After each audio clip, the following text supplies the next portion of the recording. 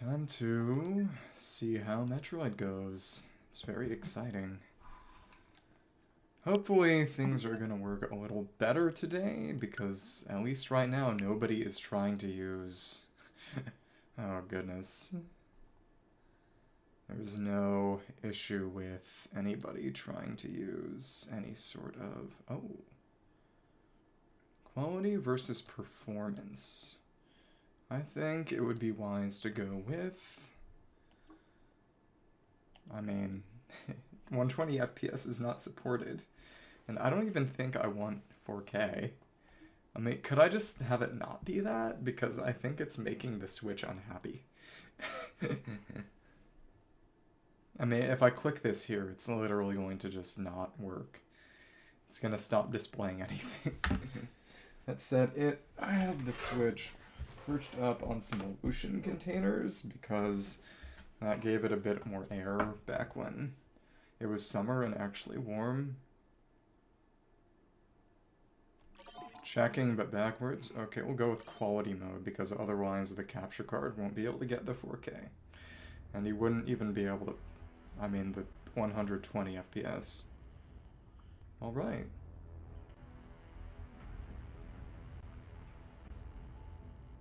It's interesting. It's a little hard to see.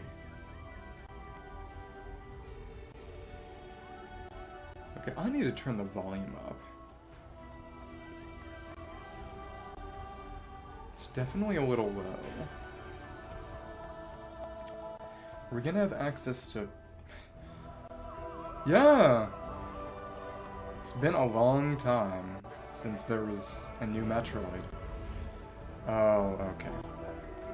Just the brightness, so that the image on the left is barely visible. I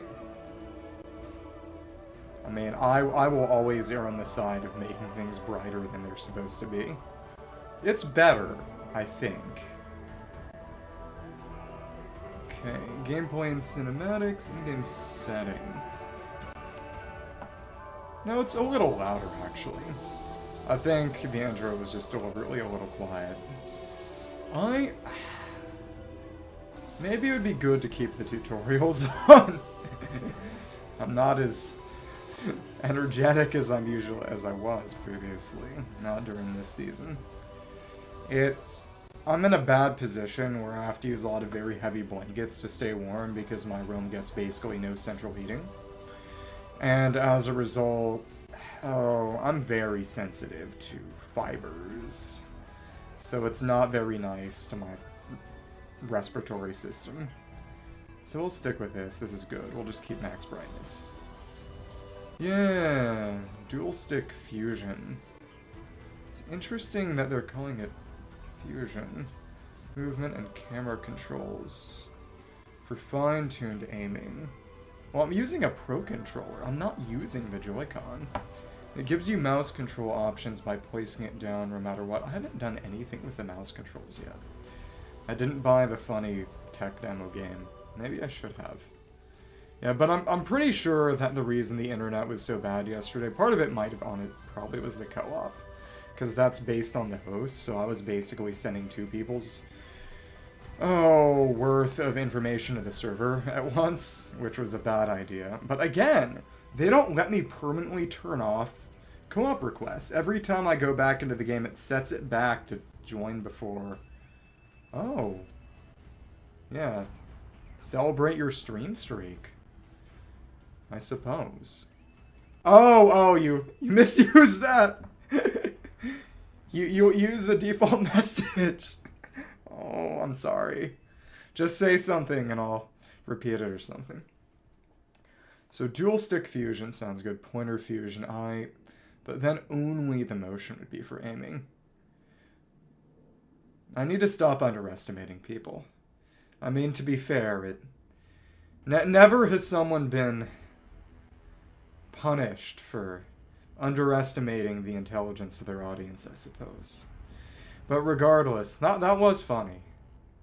I need to understand that you have a dry sense of humor like I used to. I need to get that back. Okay, mouse aiming by placing down the Joy-Con too. Yeah. This is more or less how it was in the Prime trilogy, which was on the Wii. There was a re-release of the first two Prime games, which were on GameCube, in conjunction in a bundle with the third one, which was Wii only.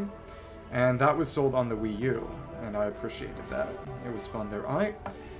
Oh, and there's no way to... And it's... You can see... On the right, you can see barely the 3 nucleus, you know, the actual Metroid. The others are just straight up clones. Both energy and ammo. Interesting. Default. If only there was a cheat code to unlock hard mode early. Because I would love to just start things off on hard mode. It won't let me! You have to beat the game on normal mode to unlock hard mode. I mean, I might go back, because this is not actually an incredibly long game. I might come back and just run through it fast on hard mode or something. But there is no cheat code. In-game, at least, to unlock hard mode from the start. Let me see. It's not Steel Soul. It's not permadeath. Never has there been a Metroid game with built-in permadeath. For better or worse. But it's just... This would be boring. But it really, really, really... It would be nice if we could start it on hard. But I guess they're gonna force me to relax. And to be fair, I might not be able to hack it on hard right now.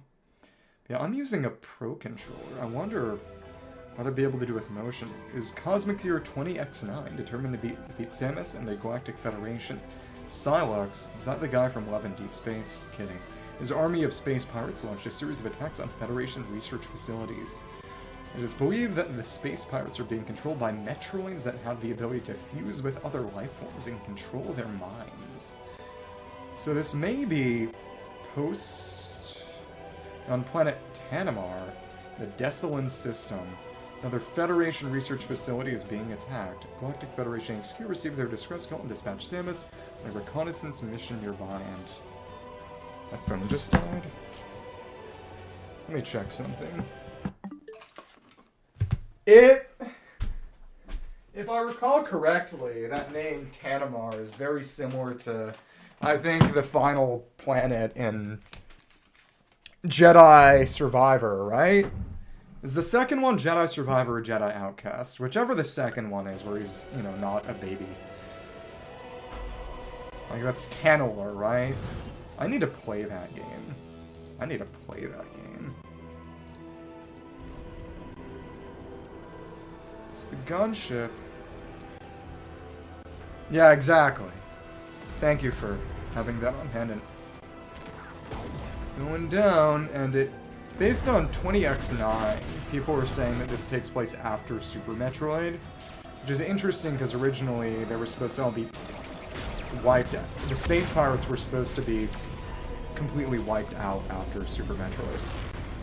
But I guess they retconned that, which is okay, because Metroid with no space pirates is a little silly. And these are Galactic Federation troopers. They're not clones. You mean Revenge of the Sith? I imagine that they probably had the Coruscant intro sequence in mind, honestly. But the really funny thing is that Samus gets psychic powers in this one. So, she actually will use the Force. No, I'm serious. I'm not so sure about that part. But she gets psychic powers in this one.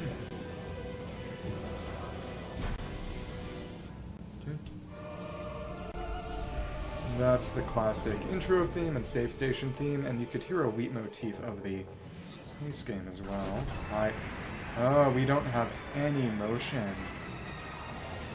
Not quite. Okay. So ZR is power beam. Got the charge beam. Okay. Don't have anything to switch on the D-pad, but I presume that's going to be missile launcher. It's interesting because it seems the power beam is set, but we can switch our missiles, maybe. That's more interesting, because previous Metroid games you would switch the beam type, but it almost seems we do have a double jump, So how many power-ups are we going to lose? That's the question. Got a map. UTO Research Center landing pad. I don't imagine we'll ever be able to go back to this map, right? Okay. Let me see. Right. Can I invert? Can I invert the controls for the map?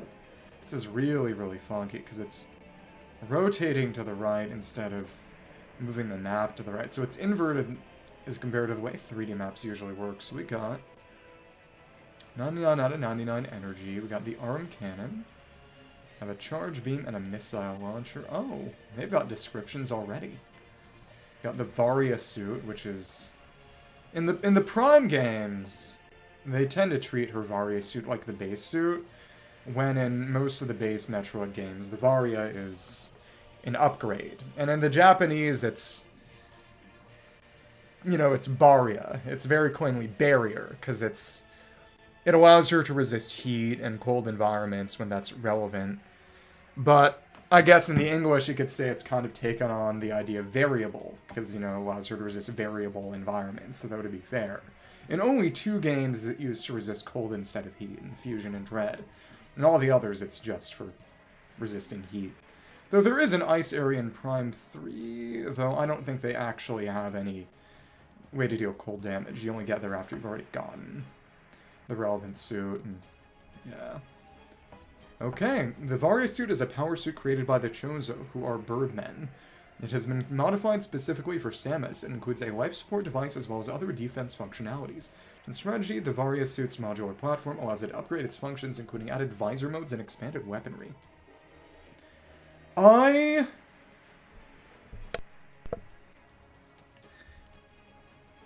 Well, I think... Yes and also no, in that Anakin was unstable, but from what I can recall, the reason they didn't give it to him was at least as much about ego. You know, the entire point about the prequel trilogy is that the Jedi Order was decadent, and the Sith rose in part because they were, you know, incompetent and corrupt on their own. And... which... A lot of people have said that the pseudo-retcon and a lot of more recent Star Wars Expanded Universe material saying that the reason Order 66 happened was because the clones were mind-controlled by computer chips in their brains, as opposed to them just not particularly liking their Jedi generals and kind of jumping at the chance to do a revolt, is a bit less interesting. Because again, a lot of the reason most recent Star Wars stuff, except for Andor, honestly, because it has... I mean, it's...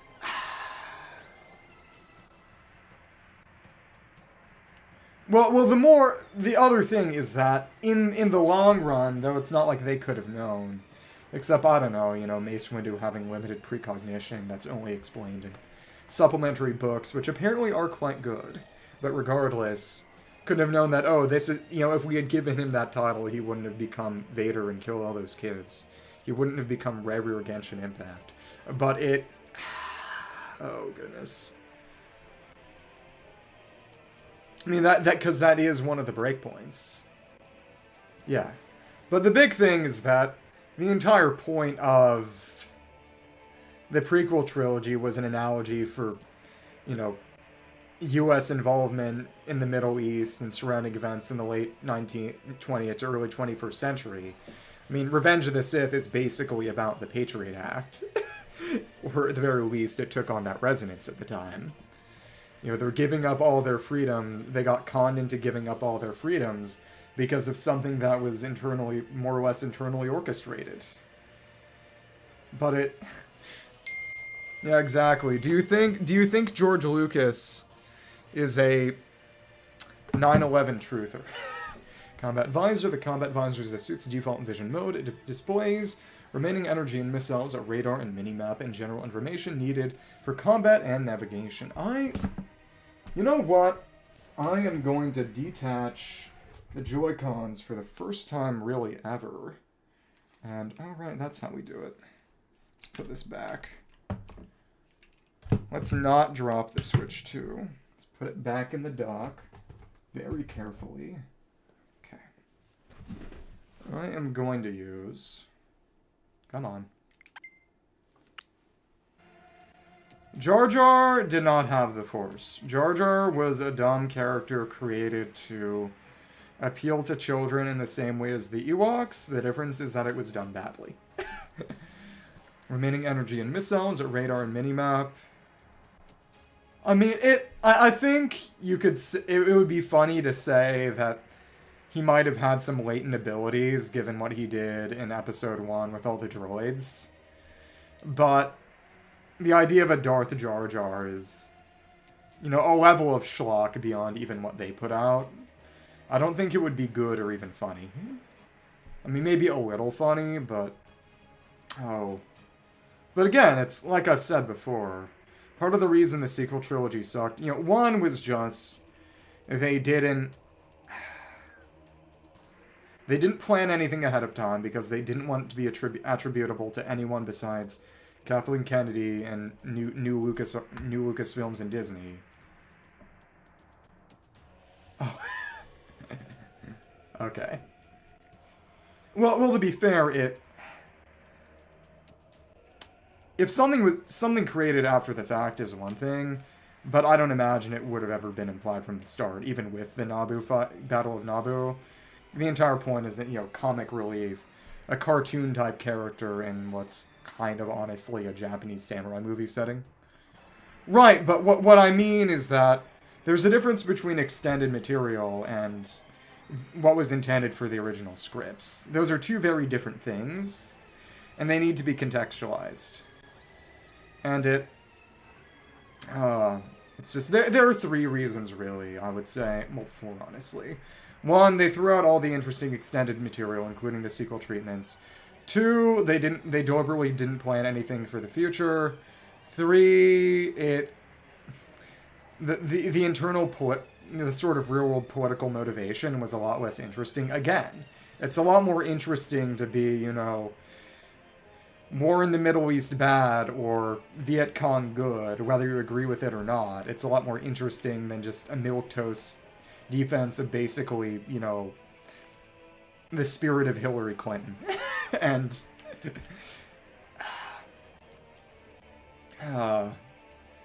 also the fourth being that, in part because they threw out all the extended material, the only thing they had was just...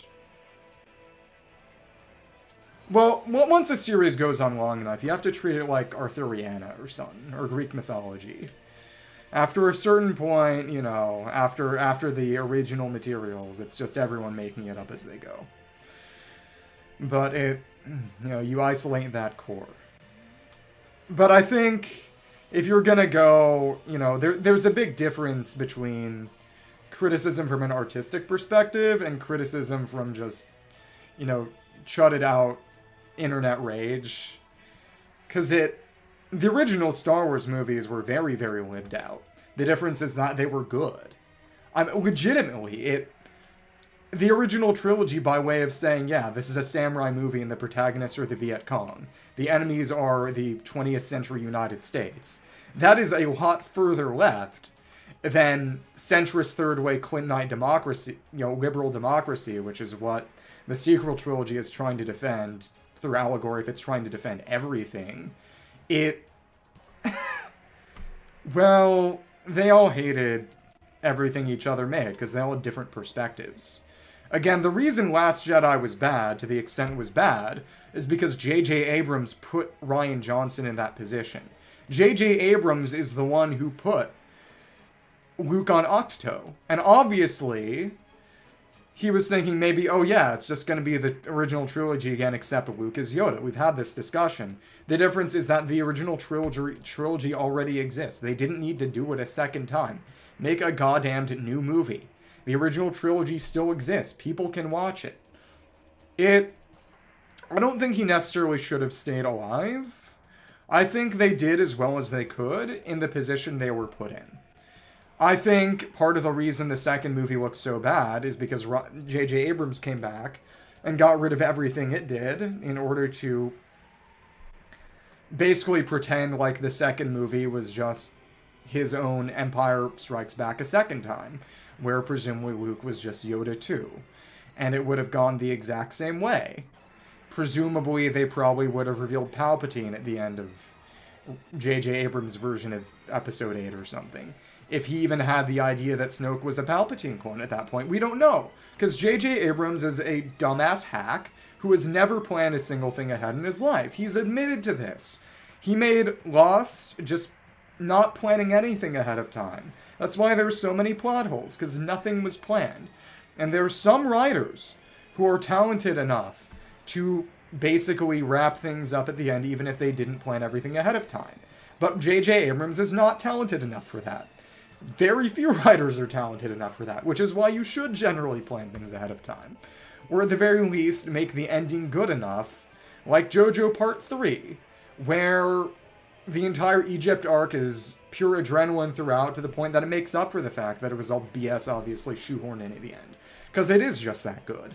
But Episode 9 is not good enough for that. J.J. Abrams is not a good enough writer for that.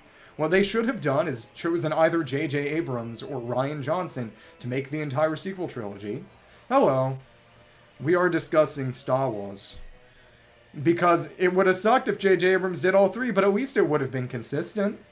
I will say, Rian Johnson is a talented director, but he's also a total asshole. I mean, what I will say is that having an attitude of openly hating your fans, like Rian Johnson did, is just as bad an attitude as over fan worship. Overly heavy fan worship. Both of those are hostile to art. You know, your motivation making a piece should be making something good, not actively pissing off or placating somebody.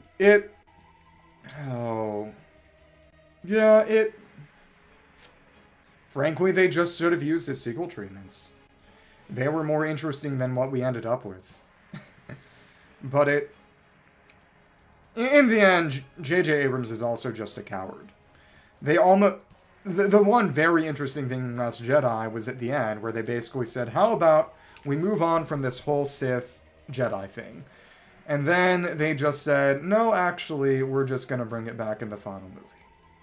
Yeah, hello, how are we doing? We're just playing Metroid Prime 4, apparently. There's reading all this detail, because I want to see what they changed from the first three, which I played over a decade ago. General information needed for combat navigation. There's a valid target in view. Z will lock aim. That is our lock-on. Target near your reticle. Other visor modes, press X or A to return to the combat visor. So how are we going to switch to the other visor modes? Oh, do that to instantly shoot. And A is also shoot. Radar shows positions of enemies and allies. Minimap shows three-dimensional representation. Other information such as current location, doors, custom markers placed. So we do have custom markers. And both A and... Oh, you don't have motion right now. Let me fix that. Hello? Hello? Let me see. Control scheme is dual stick fusion. Oh, mouse fusion mode enabled by... Interesting. Motion controls for aiming. Oh, so we don't have motion to aim unless I actively put in mouse mode. Oh, I am conflicted about that. Yeah, we're just gonna have to... Let me test and see if switching to pointer mode turns off. Okay, chill moment. In Metroid Prime 4... I haven't fought any in Metroid Prime 4 yet. Oh, we can actively swap everything. Oh, that's exciting. Huh. There are... Interesting. Let's go back to pointer. Yeah, okay, cool. Okay, this is good, and we... Oh, this is actually evil. I'm not sure how I feel about this. Because I don't have the ability at all to use the stick. Oh, this hurts. I need to try locking onto something and seeing if that will let me use motion. I don't have a good way to use mouse. I don't have a flat surface at hand level right now. The mouse is too low to actually really...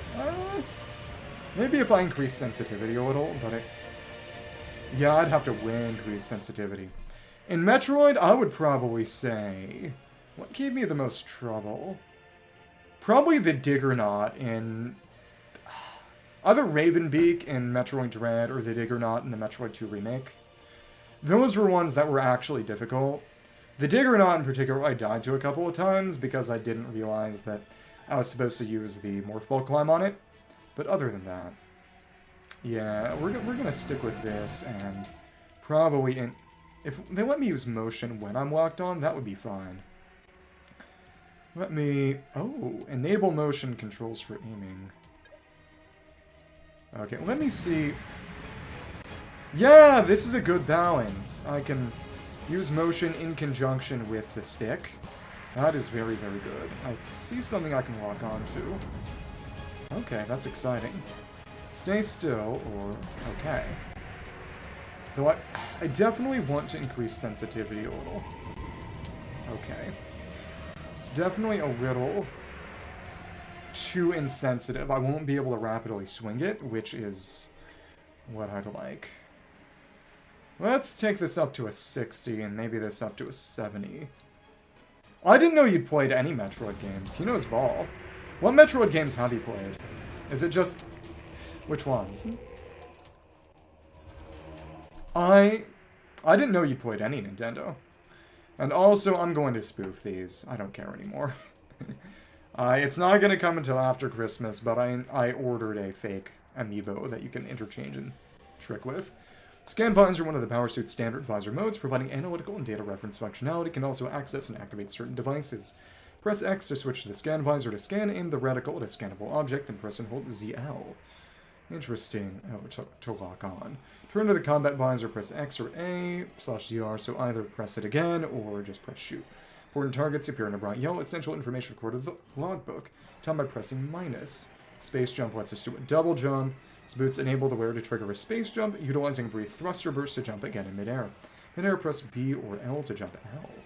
Distance and height of the jump depends on the timing of a space jump. Performing a space jump at the peak of a standard jump provides greater height.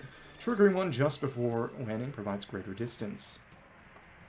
Yeah, exactly. It's just standard projectile physics. So my question for you is...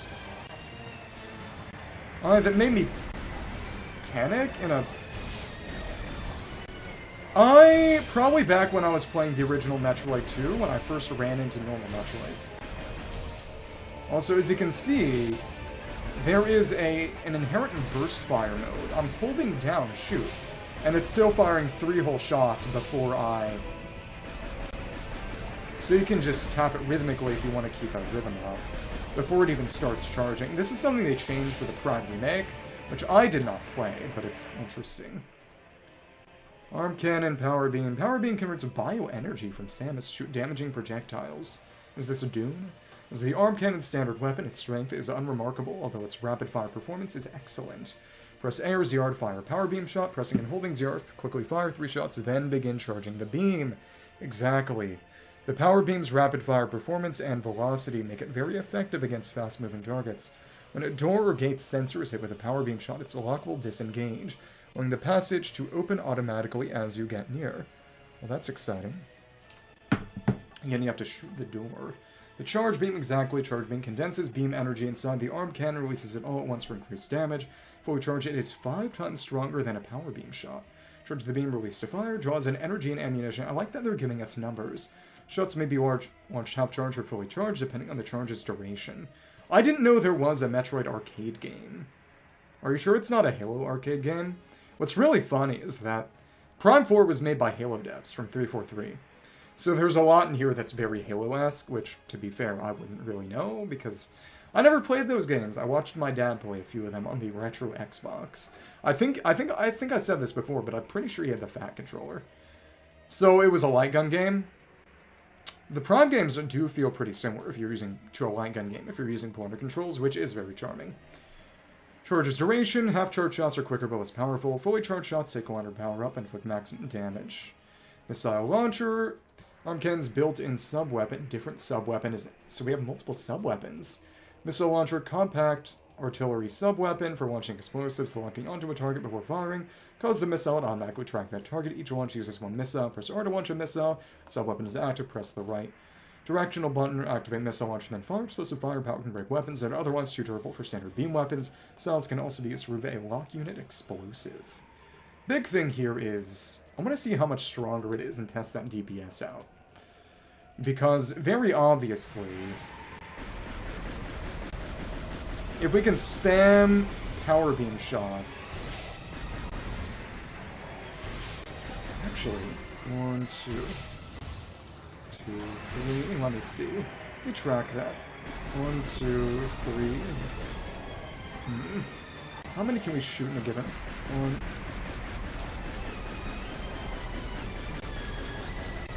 Let me see. Single second. You can shoot about 4 in a given second. How long does it take to charge? Let me see.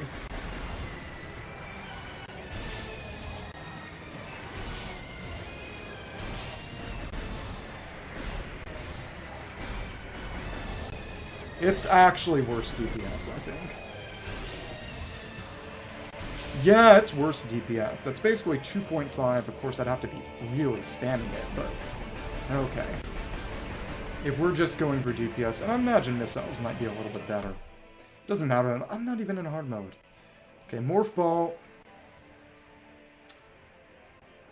Why can't Metroid crawl? The Morph Ball function of the power suit is to transform into a sphere. Wait, are you unaware that Samus is a woman? It's okay to be unaware of that. This form enables access to certain pipes or narrow passages that are otherwise difficult to enter or traverse. Much like the power suit, the Morph Ball can be upgraded with additional functions. Y to enter and exit Morph Ball mode. Morph Ball mode allows entry of small openings and tunnels. Change in height also used to duck beneath some attacks or roll under enemies. Spring Bolt to jump, ability to jump on Morph Ball mode. Press X to jump, not a B. Use L for direction control while jumping. Can cast a burst of Morph Ball bombs. Also used to jump on Morph Ball mode. Bomb. Standard weapon used in Morph Ball mode. Up to 3 bombs placed at a time. Automatically detonate after a short delay. Morph Ball mode. AR-ZR. Basic shoot. Place a bomb. Damage enemies. Destroy structures. Weak to impact such as brittle walls. Bomb explodes in a bomb slot. Concussive blast will power any connected devices. Moving on top of a place bomb on Morph Ball mode. This can be used to perform a jump. And we have the Boost Ball. Boost Ball is acceleration to feature for Morph Ball mode. Generates short bursts of high-speed rolling. This is the equivalent of speed boost from the 2D games. This can be used to power devices that support kinetic charging, such as spinners, for swift long-distance movement for tackling enemies. Morph Ball mode B. Oh, so that's our jump, effectively. Jump button release, and unleash a surge of speed. Immediately pressing, holding, releasing can extend the speed surge. Boost all short travel time, avoid attacks during battle, or quickly flank enemies. And the last one is probably psychic abilities, I imagine. Okay. You can see at the top of the screen, there's a bit for the bomb there. You can do this even in midair. See? It's interesting. Oh, but you can't get any higher than that. Interesting. Okay. Okay. I think we can do a triple bomb jump, which could be used for some interesting skips. Oh, not quite. I think they deliberately don't let you do that. Let me try that again. Oh, okay. They take a while to come back, too. Alright. Have to be very precise about that. Oh, no, they just don't let you gain additional height if you've already done a bomb jump in midair. I imagine that's deliberate. Okay. Got our boost bolt again. They're definitely gonna get rid of some of this. You always have to lose your stuff at the start of the Metroid game. You could get Battle Pass on the cheap and pick up Wolfang, which is very good for him. Let me see. I have to lock on. Scan. Vehicle. SM.14GHV1, 7th Generation Federation Fighter. Satellite linked... No, is in... You lose all your power-ups at the start of most Metroid games, if you have any. Though it's mostly a prime thing. Track any targets in weapon range shot down by space pirates. See what we can scan. Space pirate? Presumably. Alien morphology, space pirate. Numerous injuries detected. The resulting internal organ failure and biofluid hemorrhage has reduced combat ability by 70%. Model severely deteriorated. And presumably this will tell us how to shoot it. Oh, you're still shooting us. Move all locked on. Let me see. Oh, you're already dead. Let me scan that energy unit. Hello. Energy small restores 10 points of energy, and we can charge beam to draw it in. That is one fun thing about the Prime games. You can draw in pickups by by charging your beam. Which is not something they've done in 2D, I believe. And you are Alien Morphology, Space Pirate, Ruthless, Brutal, and Bellicose Intergalactic Marauder. One example of the diverse alien life forms that make up the Space Pirates. Again, there are lots of kinds of Space Pirates. So when they said all of them got wiped out in Super Metroid, they probably just meant the Zebesian type. Space Pirates, an army of marauding warriors who aspire to control the galaxy. Notably, the Zebesians in Super Metroid are not from Zebes. They are just the Space Pirates who went to conquer Zebes, even if there are a sort of type. Though they were cloned in later games. But, you know, all the original ones died. But these are different, I believe. There are lots of different Space Pirate subspecies, mostly in the Prime games. In the base games, it's just Zebesians, I believe. Marauding warriors who aspire to control the galaxy. But again, the fact that they're named Zebesians because they conquered Zebes is... It's Roman, actually. That's very Roman. Because, you know, Scipio Africanus was not from Africa. You know, and, you know, the various ones named Germanicus were not named Germany. It's just... They had associations with the area usually related with conquest. Guys, the space pirates are Roman. Made up of a number of different aliens, and the various species fulfill roles in line with their respective strengths. For example, the numerous rapidly reproducing insect-like members serve as rank-and-file soldiers and are usually used to defend space pirate bases. They have powerful legs and can march extreme distances, typically armed with quantum assault cannons on their forms for ranged combat, concealed photon energy blades for use in close quarters. Interesting. But they're not oh, Silux forces. Interesting. Okay. What else can we scan? Barricade V2 wall. Improved model of the Galactic Federation Tactical Barricade. Offers a 30% increase in durability over the V1 wall due to its UHMM metals. We can... Okay, that's out of scanning range. Okay, cool. Alright. Let's just go back to the visor. And... yeah, a missile will do it. It's got good homing too. It's sick. She's punching through. I couldn't quite hear them. Okay. Let's charge this up. Oh, we can hear them based on how close we are, son. And you're dead, unfortunately. Scan everything. Galactic Federation Trooper. Powered armor suit has been penetrated numerous points as no life signs detected. Got a turret. Mechanism Arc 6 twin turret. Federation automated anti-aircraft weapons. Radar linked, able to fire up to 14 beam shots at a time. And that's different. Mechanism Arc 6 twin turret. Federation automated anti-aircraft weapon is sustained critical damage no longer functions. Galactic Federation troopers, standard Galactic Federation military personnel equipped with powered armor suit NS-4664, assault rifle with grenade launcher. Oh, and you're in the logbook. Galactic Federation troopers are part of the armed forces tasked with defending peace in the galaxy. Powered armor suit, worn on duty, serves as body armor, provides several physical enhancements. With this iteration of the suit includes a small thruster on its back to aid in making steep descents and crossing large gaps. The helmet includes microphones and speakers for short-range two-way communication, enabling local conversations, and use the wearer's voice even while the visor is closed. Samus, it's really her. No, it's not. It's me. I'm not Samus. You're gonna shoot that door to open it. Galactic Federation gate composed of 3 shock-resistant reinforced alloy panels and a central sensor. Unlocking the sensor detects beam exposure or an explosive impact, so missile or beam, of course. Let's take that out so we can see it in living color. We talk to use? You have to shoot it in the middle. We can't lock on. Okay, cool. And let's see. Map of the area. Facility confirmation monitor displays live camera and structural sensor feeds from around the facility. And control panel. Security clearance main terminal controls secure access to the Federation base. Contains a complete record of staff IDs can register to new arrivals. And okay. Anything we want to see up top up here? Scan visor's a little different. Yeah. Visors in general are a little different. I wonder if there'll even be any non-scan alternate visors in this game. The way the controls are set up leads me to believe maybe not. The artifact is at risk. Artifact. We need immediate... Samus, you made it. Command needs you to secure a sensitive artifact. Which is what's going to send us to the other planets. Thank you. Oh, and you can see that little plus logo is the Galactic Federation emblem. Scan. Oh, so this is going to force us to use the scan visor, presumably. Area map acquired. Map data for this area has been downloaded, minus to open the map screen. The entire thing. The hangar. One thing that's fun about the Prime games is that rooms have names. Research Lab Zeta, Vehicle Repair Bay, Storage Depot, Courtyard. Observation deck. Hangar access. I hardly know her. Security. Landing pad. What are they observing? And yeah, the artifact is here. Request objective for better or worse. When you're ready, scan the door and head through. And again, it's a space pirate invasion. The Prime 3 corruption introduced NPCs like these. Your mom. Okay. We've been getting hit from the air. They've got heavy artillery hanging right over our heads. Okay. Hi, turn around. This is an ambush. I think these Took you a pirates are while. looking for something. Presumably that artifact. We got it covered out here. Thank you, Samus. They've even got more dialogue. Wow.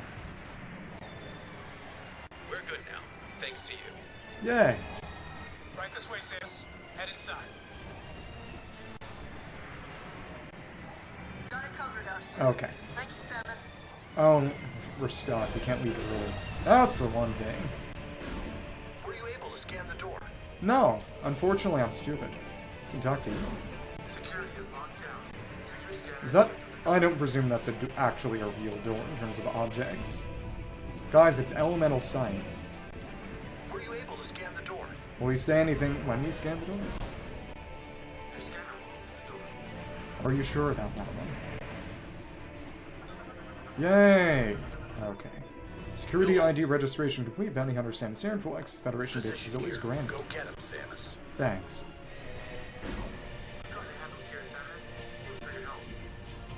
Again, it's kind of hard to hear them over the noise, but that may be the point. Okay. What if we just dawdle? Yeah, exactly. Unfortunately, we're not actually the greatest bounty hunter in the galaxy. Will they react if we shoot them? Actually, yeah.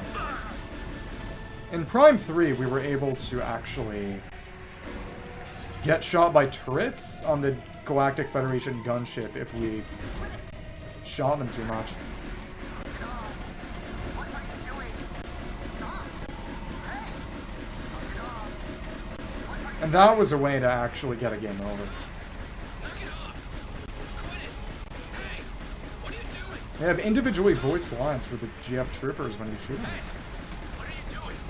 Stop. I feel a little bad. Knock it off. Quit. Stop. Knock it off.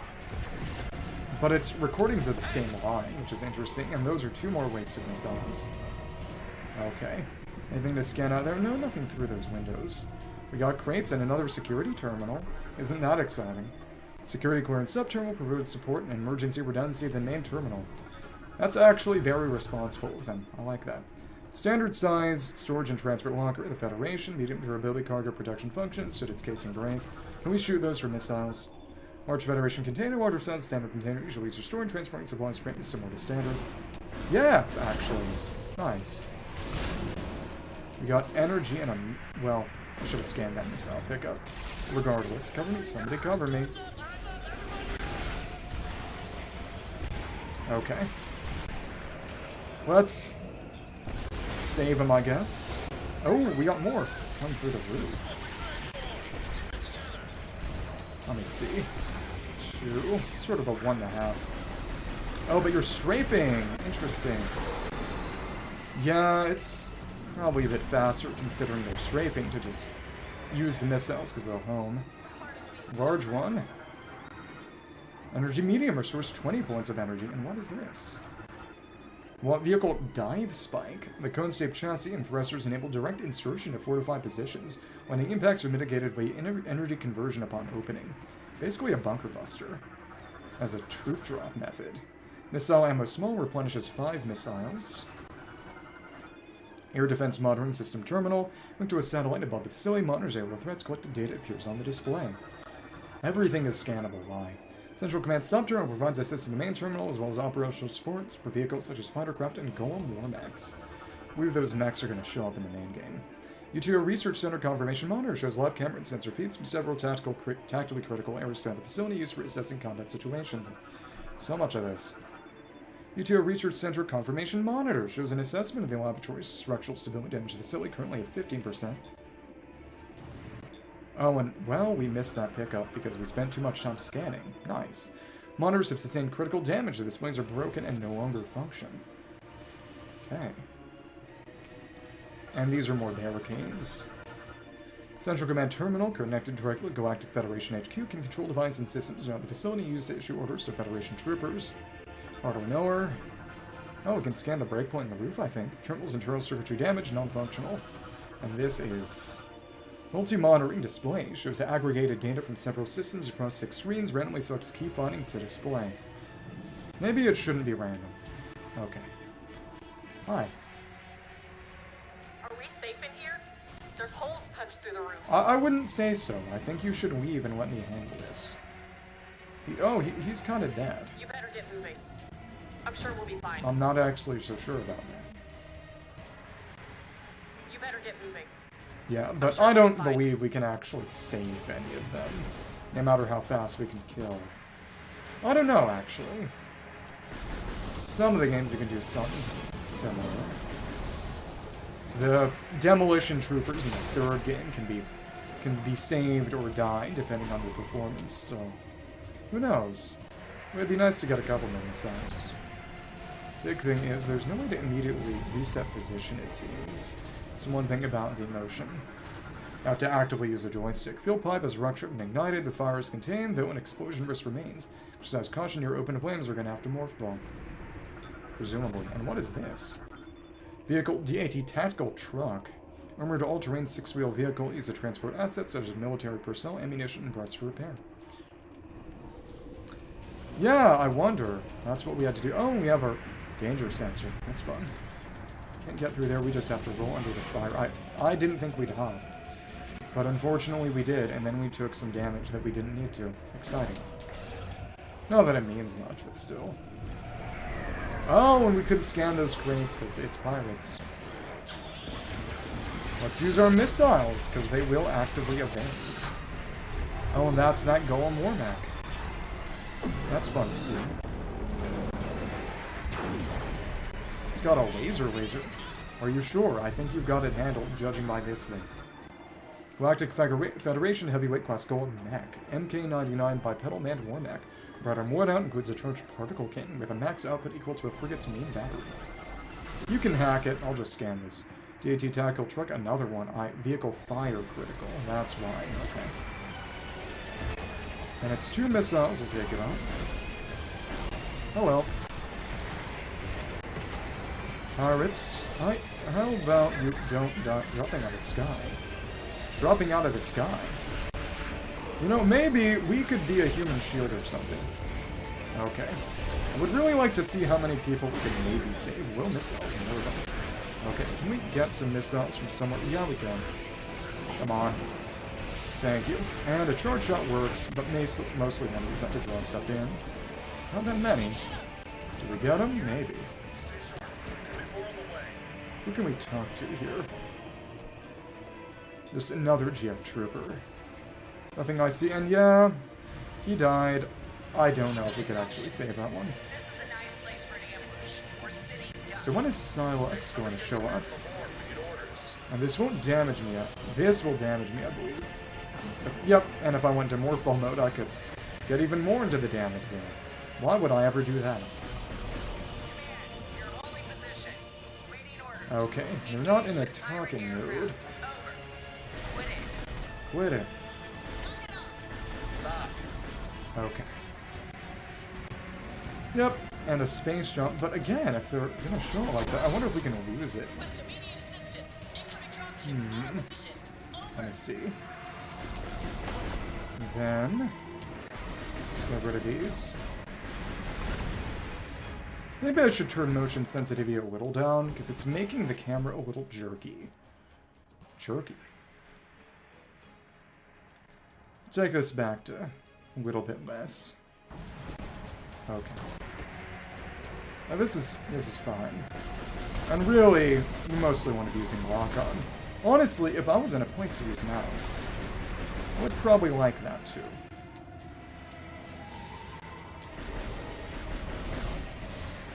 Okay. Again, even the burst fire mode is a little bit slower. Just trying to get my way around that. We got our missiles back. for the next engagement. Hi, hello. You're already dead. And that... Dark Souls 1 Undead Bird. Never mind. It's just wreckage. Can we destroy that with a missile? No. 5-6 sides PH Hellfire. Light combat and transport fighters for deploying dive spikes. Bolts run apart to an impact caused by Federation forces. Oh well. You just prep a charge and take you out as we zoom in on you. And this could probably be destroyed by bombs. Deck cover grill cracked due to heavy impact. Any further damage will break it. Or just even shooting, it seems. Okay. Wow. Back in ball mode. We can't scan in this mode. Now we can move from button to get out of here. Okay. Can we help them? Can we help them? Please. Oh, no. Let me see. I guess all we can do is watch as they die and go over to the hangar. Oh, we have to get one energy tank. Interesting. They did this in Prime 3, actually, I believe. Maximum energy capacity increased by 100. The menu with minus, check inventory for more information. Yeah, first energy tank already. Energy tanks improve the suit's defense system, increase its total energy reserves by 100 points. Energy tank acquired, all energy is fully restored. Seems we could get about 20 of them. It's kind of crazy. So now we can save them. Exciting. Okay. Please, please. They do seem to have HP, actually. Interesting. Can we destroy this or no? Maybe. Get destroyed by breach charge, causing debris to block the entrance. Quenching debris is impossible due to the fire. We can't save them. Analysis room system terminal. Managing various data gathering systems and tools linked to main computer with central command. This is the fallback point. We hold this line because there's nowhere else to go. Force 2918 quantum computer based on Telvanian technology as part of the Federation Analyzer device. Universal Object Analyzer identifies and classifies unknown materials, uses both radiation measurement and microfocus X-ray scans, and this is similar to the logo of the game, whatever this is.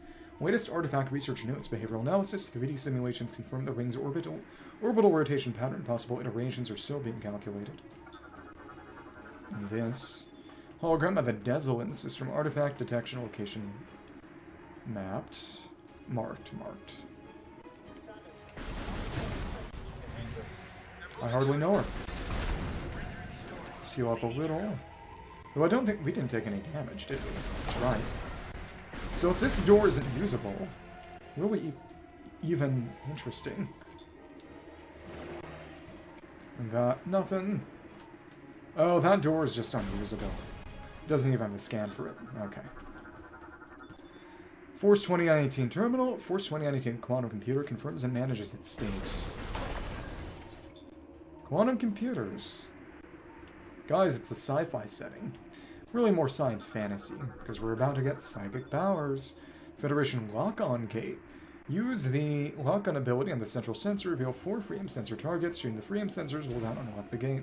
Maybe there was some similar in the third game. themselves at the hangar. We can't let them through. If you say so. Go on through, Samus. We'll watch your 6. And again, that guy did not die. You know, they were flashing red when they were taking hits. Supposed to be on leave right now, but I swapped with Dizzy. I wonder if there may be any dialogue change if you immediately kill the pilots and just save them, instead of scanning. They're throwing themselves at the hangar. We can't let them through. If we go in I quickly. need your help. Right through these doors. Okay. Lock on, aim, and fire the arm cannon. And there doesn't seem to be... Oh, if you lose the lock on... I mean, what's the point of this? Compatible with Samus's weaponry and nothing else? Well, presumably they would have another way of opening it, but... Normal door. Galactic Federation large gate. For cargo or large machinery, like other gates will open, the sensor is struck by beam exposure and other impacts. And this one is... Federation lock-on gate, another one. Central node and hold the locked-on, aim the target reticle manually, shoot each of the free aim sensors and open the gate. Okay. They had similar gates to these in Prime 3, yeah. Energy huge restores 100 points of energy. And that's not in the logbook. In the first couple of games, those were actually in the logbook. Energy descriptions. And it's not going to count a certain number of shots, so you can't spam if you want to. Okay, cool. Spam us. And look, it's the logo of this game. The bird now. Thought it was a plane. Okay, science team. Yep, and what do you know? It's presumably Socks. Oh, this is our intro boss.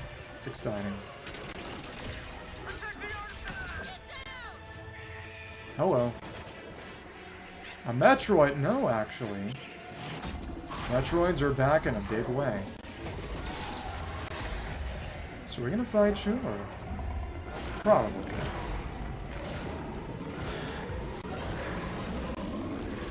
It's about 4%. Oh, and you've got Metroid-like growths on you. Those growths are gross. Been enhanced, you made an energy field. Abarax. Walking on, double press to quickly dash. Time to scan you. This is our Berserker Lord from the third game, effectively. Large officer in the space-powered army, Metroid Fusion resulted in lots of free will formation of beam projection lenses on its chest. Metabolic energy surges become uncontrollable when all lenses have been destroyed. This causes recurring energy releases directly from its core via the orifice in its abdomen until the lenses regenerate, which is probably where you shoot. Even among the diverse ranks of the space-powered army, Abarax are considered especially large. There was an Abarax in Gensh. I'm sorry. They were capable in combat, often employed in command roles, share several traits with beetles, such as having a body cover and tough exoskeleton. That exoskeleton, the length of the scroll bar, makes you think this would be a whole lot longer. Combined with their heavy armor and retractable shield, allows them to negate damage from all types of beam weapons and explosives. This impressive durability does leave them with low mobility, so they employ a deployable circular barrier around themselves, with the range adversaries can engage them from. Metroid Fusion has resulted in both a mind-controlling effect and physical changes to their body, producing up to 4 lenses in their chest, capable of firing beams, so more offense, but also a vulnerability. Guys, it's balanced.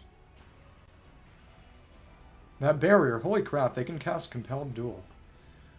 Firing beam, if all exposed lenses are destroyed, the Abarax will be unable to regulate the metabolic energy the Metroid Fusion produces, causing it to release large amounts of energy from the core via an opening in its abdomen, which is presumably another weak point, I would presume.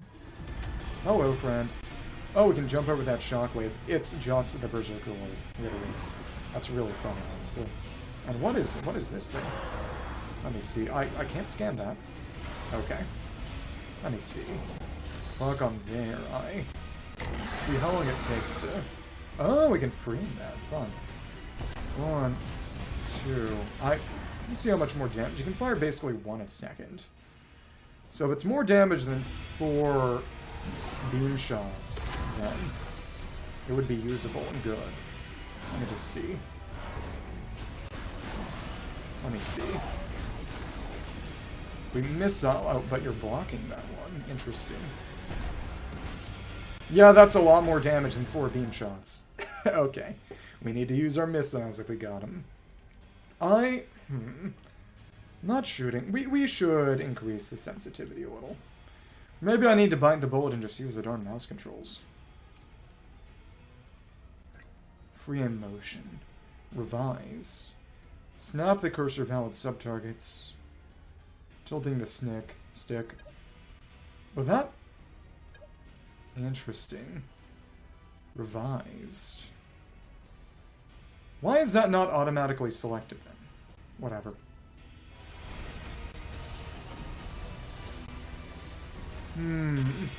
Guess we need to use freeing. Okay. Well, that's weird. Because it makes it really hard to... Let's try to get my way around a good control setting that's going to work for here. Yeah, we're going to stick with that. Oh, free in motion's different from normal camera motion. Break off your... Yeah, we want to increase that by a decent amount. That's the issue. Because it's different from... Okay. Interesting. This is fine. Oh, but the lenses are not enough... Okay. Let me see. Come on. That's decent. Let's go for the other one. Other lens. Hi. But until the Metroid part is showing, we can't do anything about that. There's our beam. Let me see.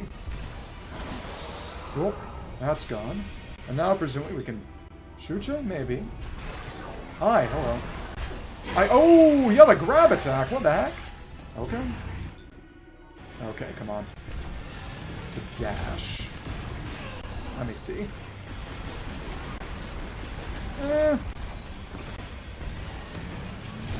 Actually, I think it's about as good. Maybe. Yeah, we can... If we can keep up a shot, the DPS is actually about this. Actually a little bit better than the missiles. I think only when we get charged missiles will it really make a difference. Or, of course, if we need to hit enemies that are actively evasive.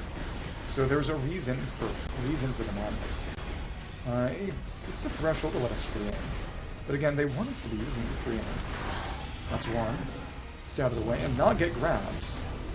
And to be fair, this is a good enough reason to use charge shot. Because there are times when we can't even attack. So that's good enough to... Oh, well, not if we miss. And now, the time is gone. We can't fire that back. It's not the Berserker Lord projectiles. There we are. So we wait for a charge shot, and then we just shoot you a bunch of times. Okay, oh, we have to double jump over that one. That is kind of funky. Come on. Shoot it. Oh, we have to actively double tap dash. Okay. Oh, and clearly we have to morph bonder that now. It's kind of tricky. I like that. Any bit of... that requires a lot of precision. Okay. Come on. Sub-target. They're gonna make me want to use mouse controls, huh? Wow, you are actually very precise. Okay. Gotta aim a little bit more away from the core, I think. You were aiming too close to the main body. Okay. Oh. This is actually a little bit tricky. Though again, I think I may be making a bit of a mistake using the motion controls, honestly. I should have dashed out of the way. This is fun. But yeah, I'm just a little sundu with the motion here. I'm a little rusty. Yeah, that very precise to hit that spot. Huh, okay. I have to wait for you to drop the shields entirely, maybe? This is funky. Come on. We should just stop using the charge shots and just spam. Okay. Come on. That's one thing. Yeah, this is a much better idea. Something that precise. That's how it is. That's how it was before. Keep it up because it's got very low intervals of vulnerability anyway. There we are, and now we can charge a shot. Okay, cool. Hello.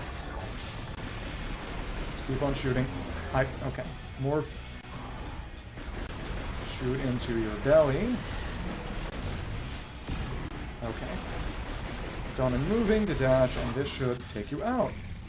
That was an interesting fight. I thought I'd be able to snipe with charge beams better, but the travel time of the projectile makes that harder than I'd like. Okay. And again, that's the kind of thing we need to actively free aim. I think they want us to be free aiming. I mean, I could just use stick. It might be better to just use stick. But switch midway. I wonder how that would have worked. He's just standing there menacingly. Okay. And he was a antagonist and playable character in 2005 or 6? It's either 5 or 6 is Metroid Prime Hunters on the DS. One of the very first games on the DS. Then he showed up in a post-credits cutscene if you got 100% for Metroid Prime 3 and Federation Force. And now he's the main villain of the game, guys. It's only been more than 18 years for him to actually be relevant.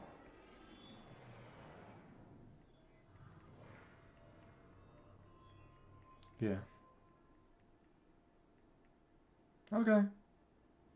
Alright. Where are we? We're on planet Viros. If the pre-release material is any indication. This giant psychic temple. We're on the Chrono Tower. Tower of Time. It's the temporal tower from Pokemon Mystery Dungeon. Varia Suit malfunction, multiple systems offline. So what did we lose? We lost our double jump. No missile launcher, we have our charge beam. No space jump. We don't have bombs, we just have the morph ball and the charge beam. And no boost ball, which we didn't even need to be fair. Okay. Map system offline.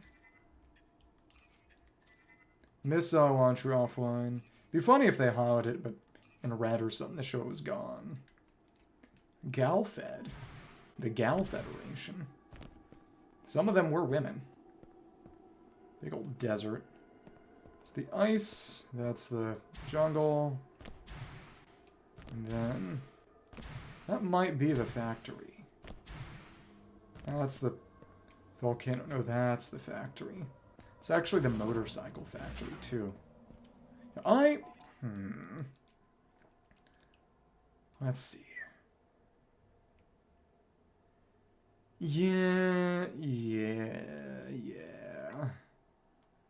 If I don't want that lock-on free aim. But if you're I need to just use the mouse mode. You get used to using the mouse mode. This is actually pretty comfortable. It does make some things a little weird. Yep, we can't do anything. You can see the missile launcher just won't come out. That won't do anything. And we can't jump because the morph ball jump requires you to have the bomb. To compensate for the fact that, you know, bombs are meant to be your method of jumping. Okay. And this is... local database contains no matches for this device's materials and technology. Energy signals detected coming from the central section. And this...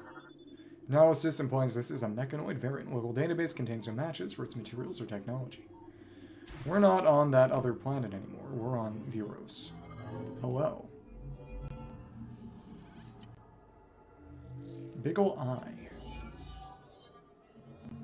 What are you looking at? Hello. It's not even an eye, it's just rippling across its surface. That is more interesting, and this is suggestive.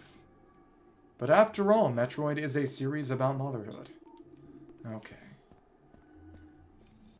I mean, it's not even subtle! This is not subtle! Apparently, it gets worse. But, yeah. It's saving. Can't scan those, whatever those are. We can't leave right now.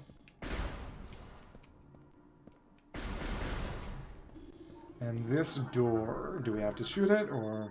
technology used to construct the device cannot be identified. Local database contains no matches. We'll bounce right off the little dude. Oh! Turned around because we kept shooting it. Shame it doesn't fight back. Maybe I should stop trying to just kill everything, you know? Oh, Viros dudes.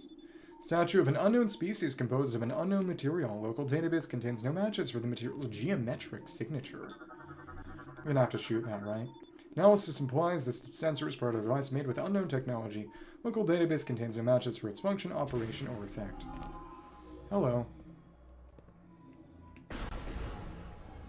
No, it's just gonna scan it. Okay. Thanks. Psychic Bridge. Formed instantaneously using an ore with an unknown geometric signature. A current of unidentified energy runs along its surface. I imagine it's psychic energy, guys. What is it gonna be?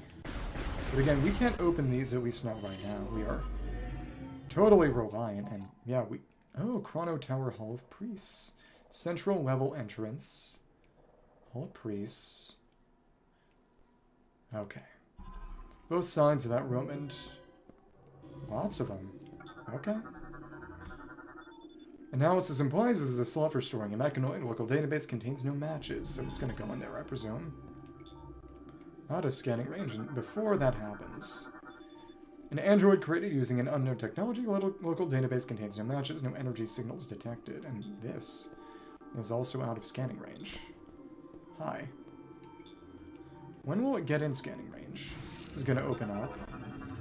And that analysis implies this is an unknown hologram technology. No matches found within a local database. And now we have a staircase, which is good because we don't have a double jump anymore. Oops. Okay, and now it's returned to a resting point. Okay. This is scan it through the corner. The technology used to construct this device cannot be identified. Local database contains no matches. Little robots. An android created using an unknown technology. Local database contains no matches. Analysis implies it is outside of its default configuration. So they're all gonna gank me, right? Right? Okay. Presumably we're gonna just go in there and get whatever that tech is, but... Or are we? This is not opening. Are we just gonna have to shoot things until they comply? Maybe. Maybe. Also, I can decrease the stick. Normal motion. Really, we just want free aim. Yeah.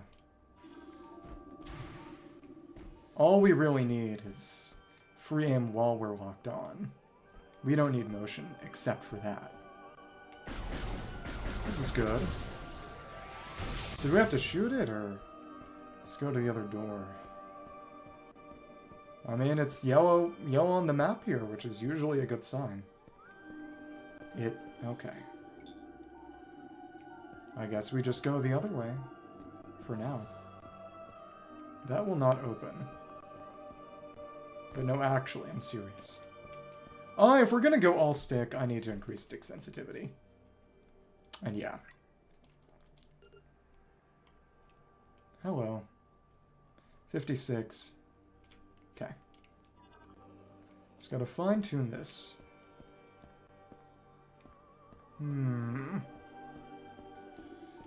We probably just need to scan things again, don't we?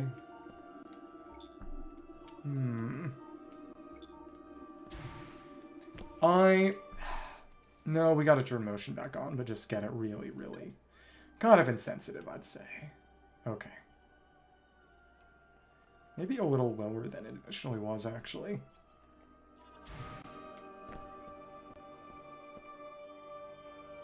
Okay. But I feel kind of out of things to scan. Did I break the game by scanning this too early? I honestly might have. Or do we have to maybe interact with this? No, really, imagine it. Scanning it too early just broke everything. Because we got too scan happy. I wouldn't even be surprised. Maybe something will happen if we try to leave. Or maybe we just have to go down. Oh look, we can find something else. Yeah guys, just look at the map. Central chamber. Is this something? Probably. Or... Storing a mechanoid.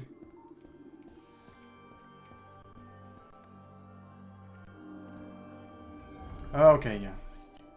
Took another one out. No, honestly, what are we doing here? Okay. It's empty. Okay. We will go a little bit faster this way. Can't do any camera control with the morph balla, though. Okay. Yeah, not since the first game did they actually make you wait. To get, as in first Prime game, do they actually make you have to re-unlock the morph ball? Which was kind of wild. Both that they made you re-unlock it, and that they didn't do it in other games. You'd expect maybe a bit more consistency. Maybe. Get a little closer to make it go the rest of the way. Oh guys, these are just Sealies. That's right. That's the trick. Trial chamber. What is our trial then? Giant statue of an unknown species made of an unknown material. Local database contains no matches. Energy is gathering at its forehead. Hi, what's our trial? You gonna shoot at me? We're getting psychicked. It's purple energy. It's not evil purple energy. It's neutral purple energy. Maybe even good purple energy. Can't do any kind of scanning right now. Oh, they're multi-armed. They definitely have a bit of a Hindu aesthetic. Or at least Vedic. We can't use the morph ball in here. Presumably we're gonna get our first psychic power. It's very reminiscent of getting the Favor of the Luminoth in the second game, which I don't dislike. Out of the first 3 Prime games, I will be annoying and say that the second is the best one. It's also the only one, actually, that I didn't 100% because it was quite difficult. Are we gonna change to a psychic suit now or something? I know that happens eventually. Well, we get our third eye, guys. Open your third eye. The S in Samus stands for Shiva, chosen one, our savior. We give you this.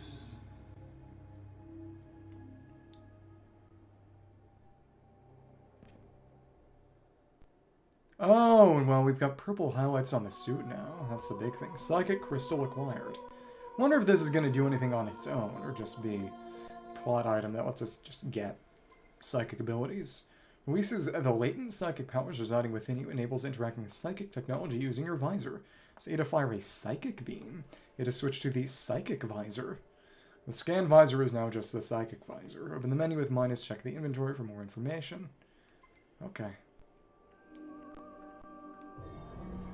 Ay, okay. Interesting. And our normal beam is purple now. I wonder if it's any stronger. Because I haven't been able to fight anything with the power beam compared to the psychic beam. Already a beam upgrade. It's honestly quite funny. Yeah, guys, in case you thought it took too long. Now we can scan in psychic mode. Statue made of umonazite depicting a Lamorn. Its forehead is a crystal design subject identified as a priest, able to manipulate psychic energy. So the big thing is that now we have the ability to... And on her left hand's basically doing a mudra. It's very interesting. Basically has of umozanite depicting Lamorn. It will activate. The chosen one meets its gaze while standing on the teleporter. Its energy has been claimed. What's it called? Hindu superpowers.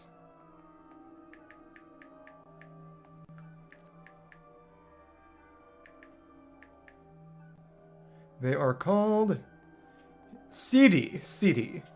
Extraordinary abilities through meditation and yogic practices. That's what it is. Okay.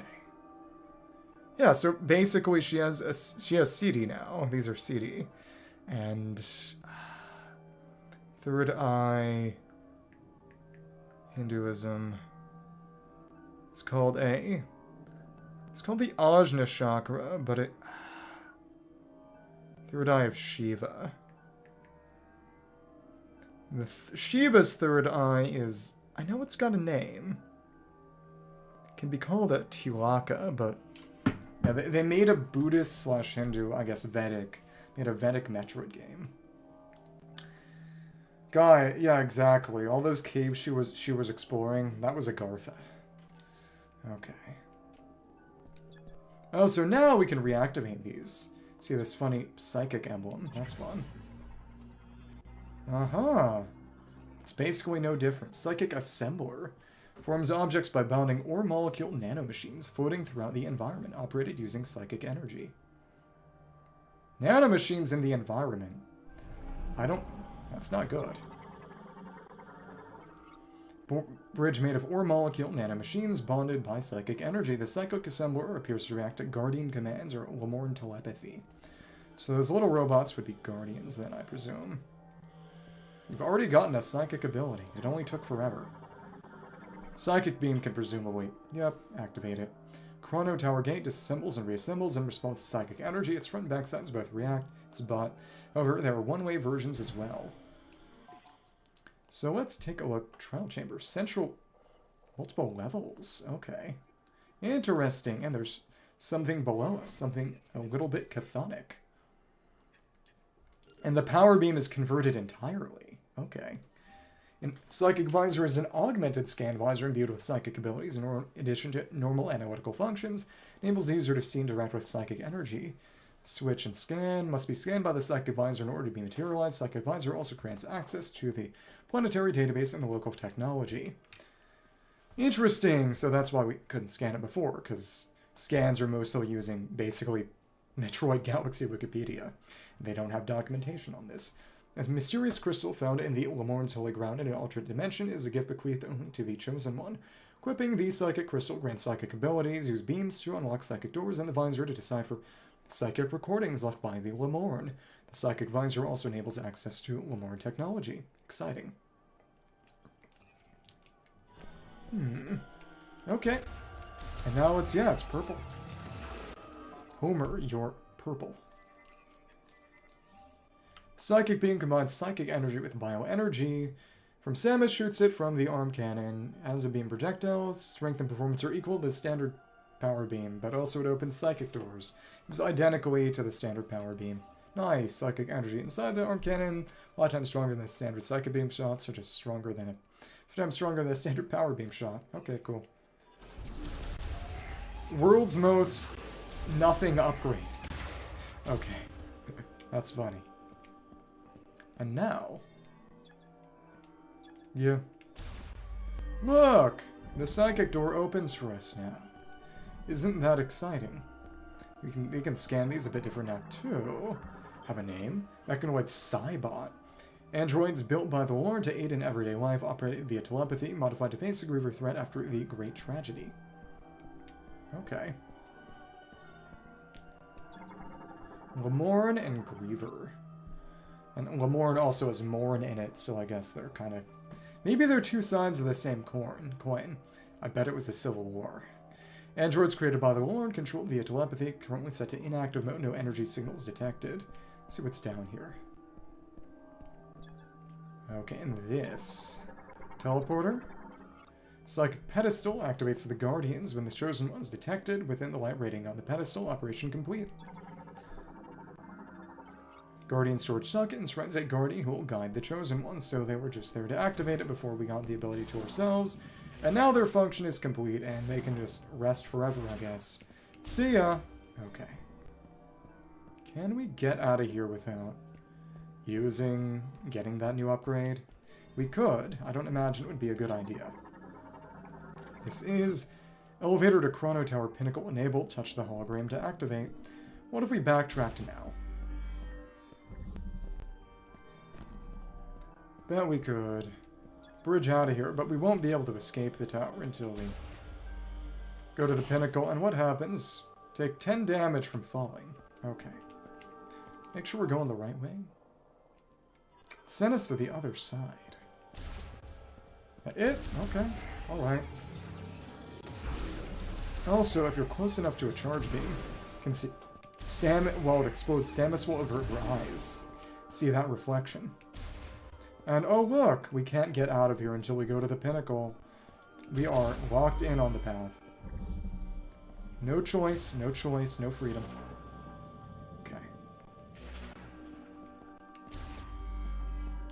Again, the fact that there's no reset. Is there a reset? No, there's no reset. Let me check the controls. Gimme.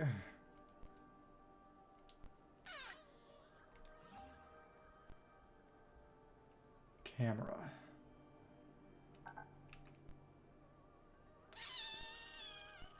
Those are free. There's nothing. Okay. Mostly switching between those. Press it to swap. Advanced mode can be swapped. Earn abilities, because we'll be getting more abilities, presumably. Saying that there's going to be something, even if there isn't something there right now in it. Okay, clicking the stick to snap it. That's good. Just had to check. That's not uncommon, but it's interesting that it isn't really denoted. Regardless. Let's take our teleporter.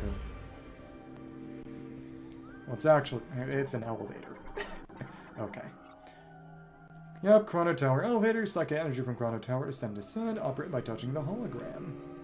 Can't see what's underneath right now, but again, there should be another level, right? Presumably. I presume the lower level is just going to let us out into the actual desert. Only an hour in, and we get a free motorbike. They are nothing if not generous. Is that something scannable? I think it probably was. Oh, another one. Hello. Oh, and scanning that just made it appear. I kind of didn't intend to do that. Welcome. Tentacle. I'm Chato at Volwyn, a surviving priest of the Lamorn. You're the chosen one foretold in the ancient prophecy, Chatoyan. It's kind of like clairvoyant. We, the Lamorn, will cease to exist. However, by preserving our history and knowledge for the future, the Lamorn spirit will keep on living. It's basically the Chosen from the first Prime. Chosen One, carry out our legacy from this planet Viros to a new world. The new world from Kirby and the Forgotten Land, that is your mission and the last hope of the Lamorn. And again, we already have a slightly different suit. The Master Teleporter is located in the pinnacle above us. It is needed to journey to a new world. So we'd activate it, presumably. To use it, you must first collect 5 keys. Unsurprising. I imagine that's the ending. Should mark the key locations here. Oh, 5 areas in a final tower in the desert. Okay. I mean, the 4 areas in the final tower in the desert. Chosen One, first travel to our temple.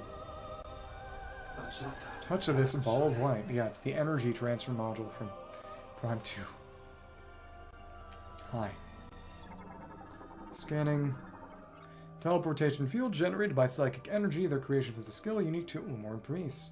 Contact instantly transports objects to the location designated by its creator. We can't go back now. Yeah, we're kind of stuck here. See a giant frame. This is presumably a massive dome. It's gigantic arcology, I think. Miwan, the artificial environment.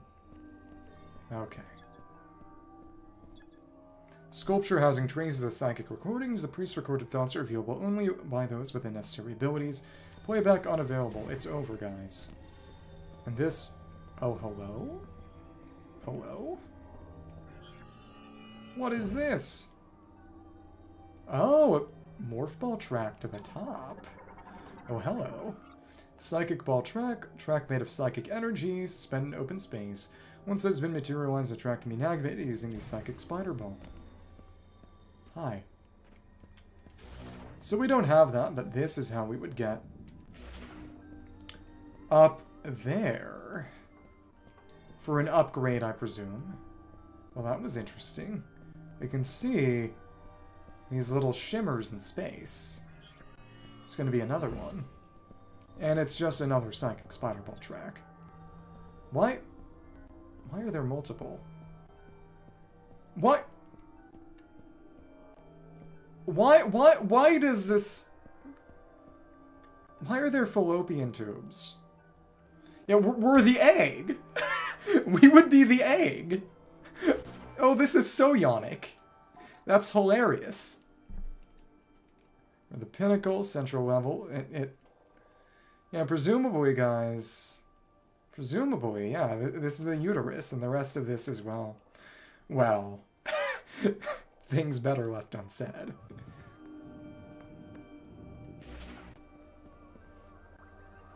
It's just...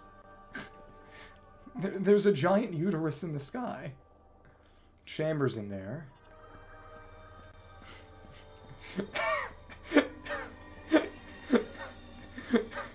You're kidding. You're kidding. But yeah, this cutscene looks a little different because we activated those psychic spider ball tracks. Ah.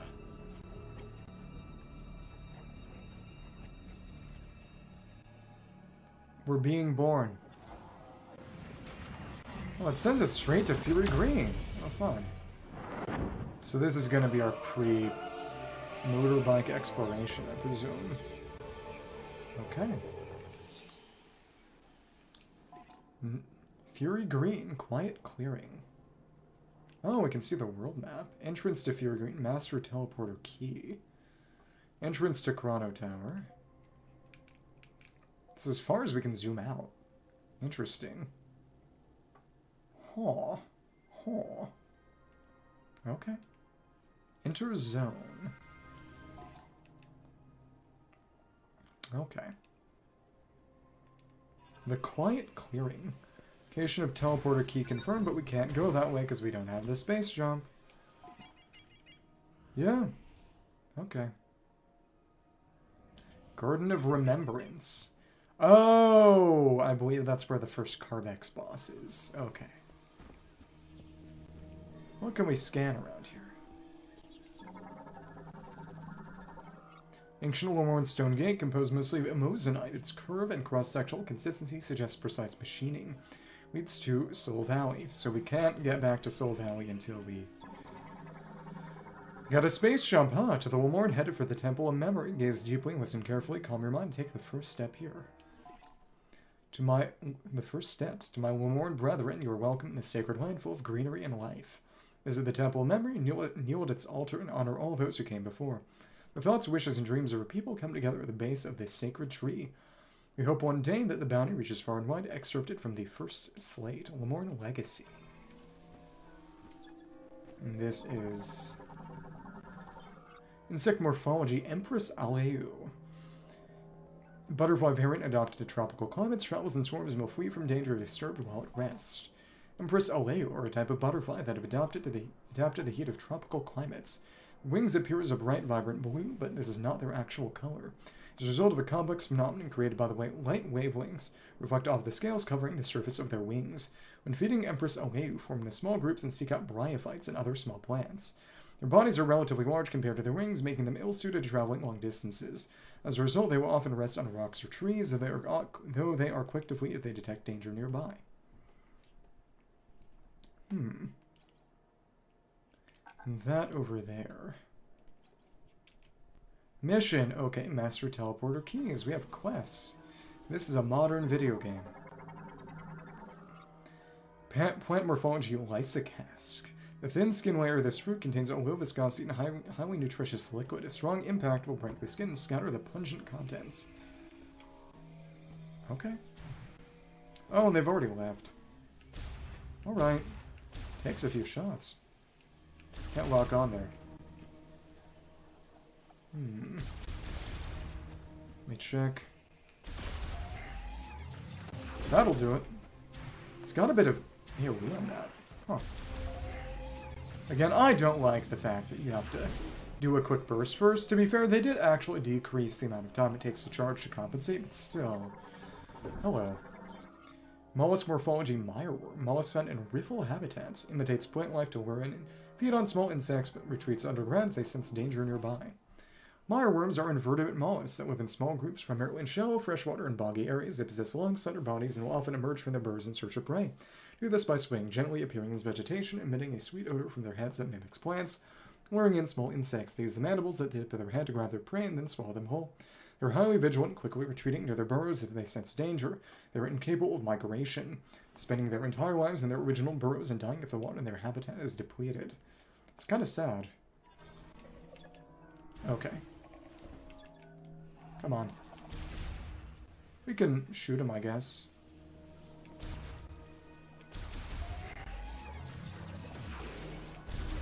Let's get rid of him. I wonder if they deal damage to me. No, they won't. They are entirely too cowardly for that. Funny. Get back out of the way, maybe. Just get rid of you. See ya. Not that that served any deliberate or elevated purpose, but okay. There's giant swarms overhead. Insect morphology sicklefly, a dragonfly subspecies with scissor-like jaws and a single compound eye, travels in swarms and feeds on compost, mold, and fungi. Dragonfly subspecies adapted to hot and humid environments. They have large scissor-like jaws, a single or compound eye. Their 4 long wings and evolved musculature make them very capable flyers. Using winds and air currents, they can remain airborne for long spans of time. Worm swarms consisting of several dozen members move in a group when searching for food, primarily compost, mold, and fungi. Very pure water is essential for larval survival, with spawning grounds most often found along freshwater shores. The larvae subsist on aquatic plants and moss during development. Okay.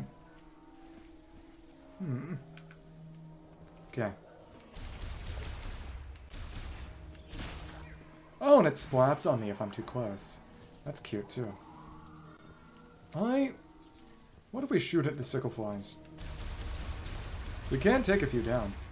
To no real avail, but... No significant purpose was served. Okay. But again, they want you to free aim when locked on. Guys, it's the Pikmin. Arthropod morphology, red relican, primarily eats leaves from broadleaf trees, using its rear pinchers to carry them, warms on with nest mates when traveling. Acute senses help it locate its nest across great distances. Red relicans are arthropods that are often found in hot, humid regions. They prefer to create underground nests and typically live in groups of several dozen. Their bodies are red-brown in color. They use the large pincers on the back of their torsos to both harvest the leaves of broadleaf trees and to carry their bounty back to their nest. They're known to travel great distances, sometimes up to several kilometers, in search of food. In order to find their way home, they'll secrete pheromones from their abdomen, creating a trail they can follow using their olfactory senses.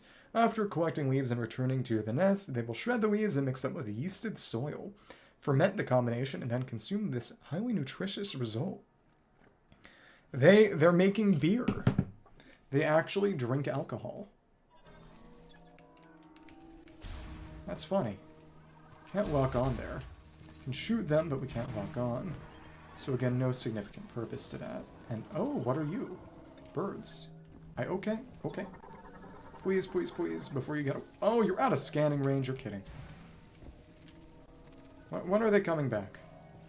Hello. No, no, no. No. That's something entirely different. Crustacean morphology shimmer strap. Variant of terrestrial crustacean parasites that live on wood surfaces. It is immobile and primarily consumes sap. The tip of its tentacle is a luminous organ. Shimmer straps are terrestrial crustaceans evolved with parasitically fixed to a single location, basically barnacles. Anchored to tree bark, they grow by absorbing nutrients such as amino acids, protein, and sugars from sap. Lacking eyes, they explore their environment by extending a feeler of the bioluminescent organ at its tip through an aperture in their shell. Able to sense its own light emissions, the feeler will retract into the shell if it senses danger, closing the aperture in the process.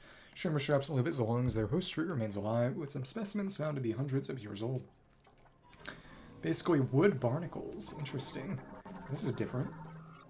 Fungi morphology, fiber deformity. Small fungi variant typically forms on the bark of a tree, possesses a bioluminescent glow due to an internal oxygen reaction. And this is another lysocask, and this is ancient statue carved from a single stone. Analysis implies that surface cracks were caused by a strong impact item detected within. Unfortunately, we don't have missiles, which presumably would be needed to break that. Let's mark that for later, if it'll let me. How many can we set? Is there a limit to how many we can set? I presume it's going to be this. Oh, we can mark a whole room, and we cannot mark, interesting, individual spots in a room. That is kind of a surprise. Okay. Let's get the hang of things. Again, those birds. Whatever those birds were, I did not scan them when they first came around. Really, really hoping they come back and stuff. One way or another. That won't break. And this is... plant morphology, giant spiral. Vegetation found in trees and caves, its leaves extend in a spout, display a response to any impact stimulation. That'll retract. So it's basically just another kind of door. Oh, but it's an entirely natural form. Interesting. And insect morphology, glister beetle.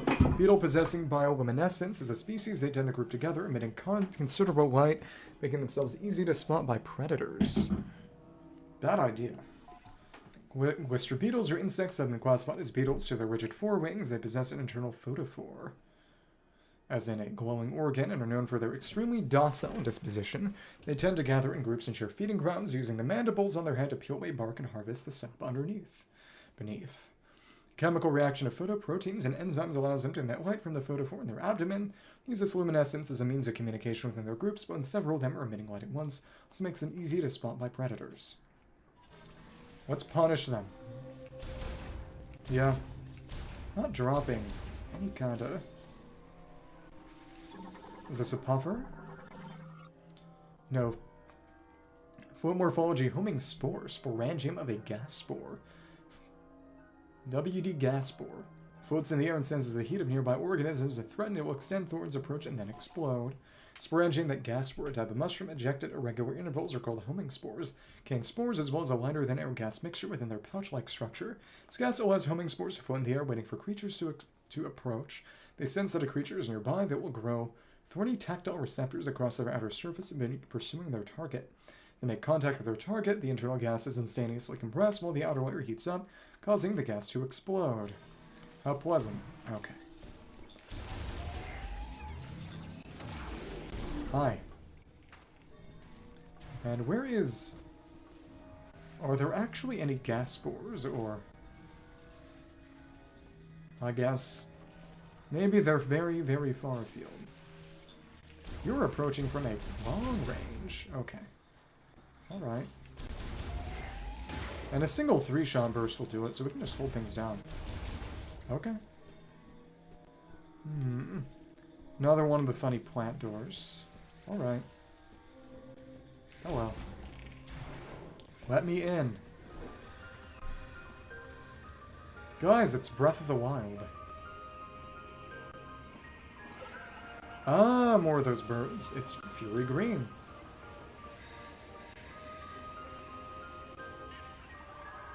Can I turn up the system volume, honestly? Let me see.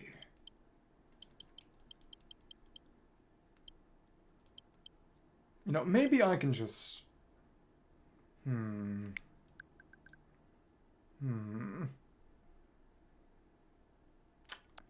It's not connected.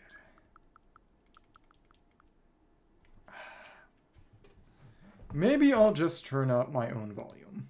I think that would actually do the job a bit better. Okay. No, not that. Maybe a bit too much, actually.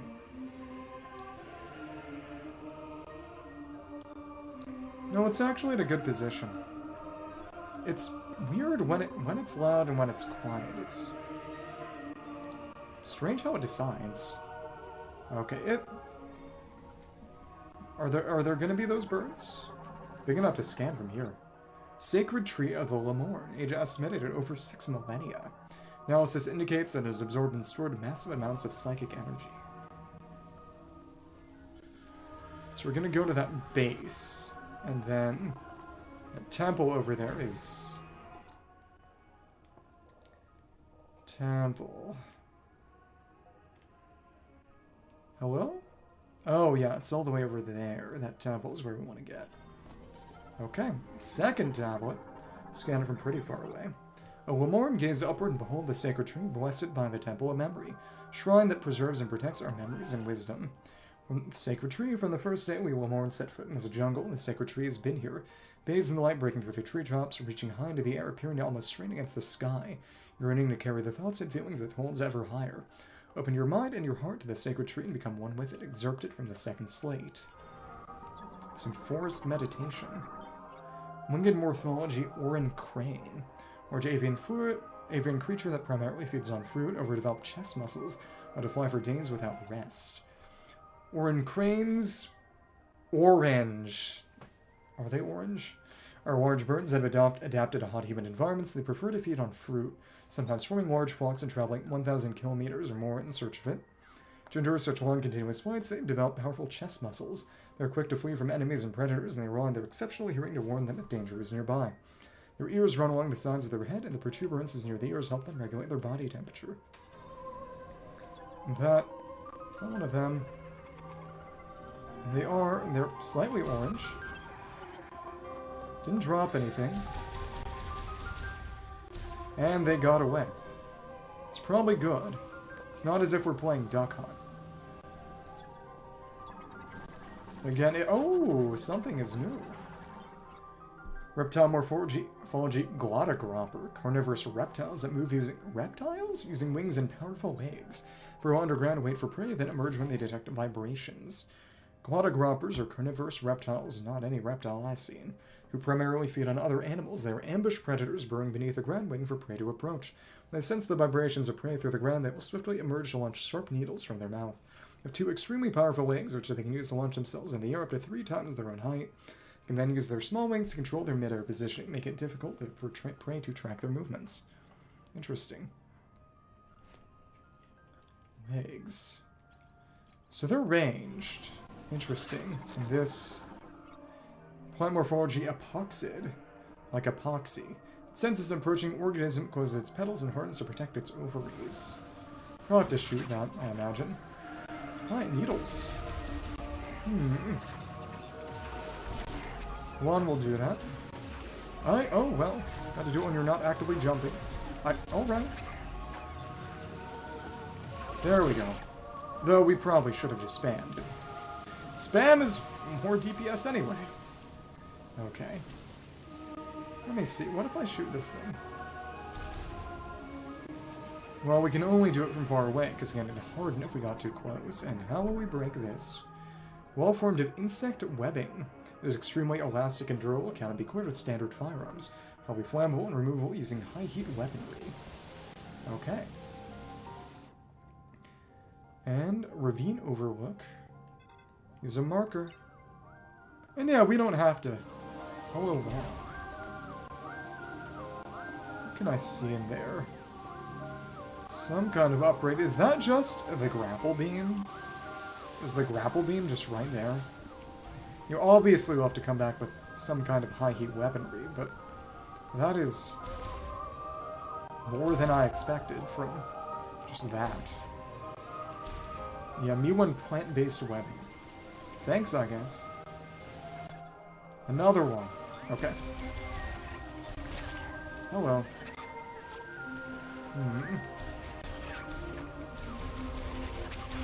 Oh well. So basically, a single charge beam shot will take them down, and then exactly 5 will destroy it if... Are we too close? Not that we need to destroy that thing, but still. Yeah. Nothing happened. It was a fun idea. I'm gonna check that. Again, that's not a breakable rock. If it was breakable, it would first be scannable. Hello. Let's shoot these just for target practice. That was decent. Took a minute. Again, you need to find those darn birds and scan the birds. When are you gonna show up again, birds? What are you? Okay. No, wait, what was that? Come on. Come on. Those weren't the birds, were they? Oh, it's more of the splinters. Okay. Are you out of range? No, really, those birds. Please, please. Please. Just want to see. It's just a sicklefly. And you are some whip plant morphology root spur. Mobile tuberous root plant variant. It's a potato. We could eat this thing. Not really. An autonomic nervous system. They usually live in mud underwater on the surface if a creature draws near. Their territory is invaded, they will attack with vines until the intruder is defeated or driven away. Despite its hard outer skin, even a single shot from a high-powered weapon can defeat it. Root spur are tuberous root plants. They typically live below the water surface in rivers or marshes, or beneath the ground in bogs, and will defend their territory from intruders.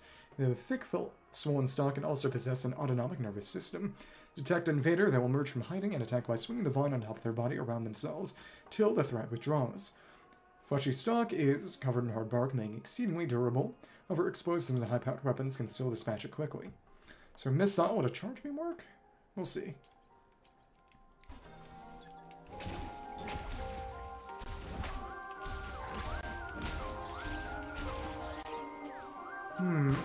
It's not bouncing off, but I wonder. Well, it went underground.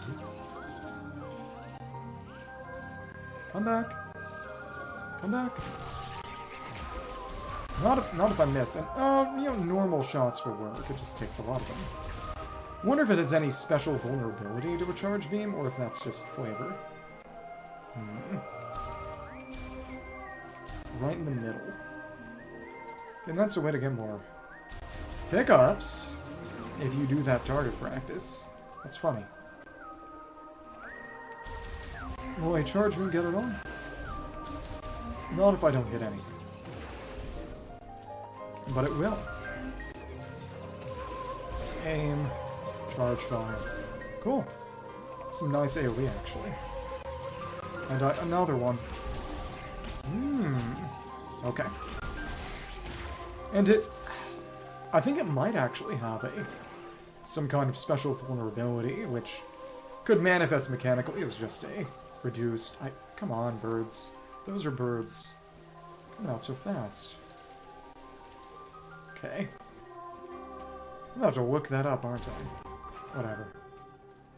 The only time they really stayed overhead for a long time was that one previous run, and I don't know if they'll come back. Ancient Purification Site holds spiritual significance to visiting Lemorn. Structure collapsed due to an earthquake blocking water flow.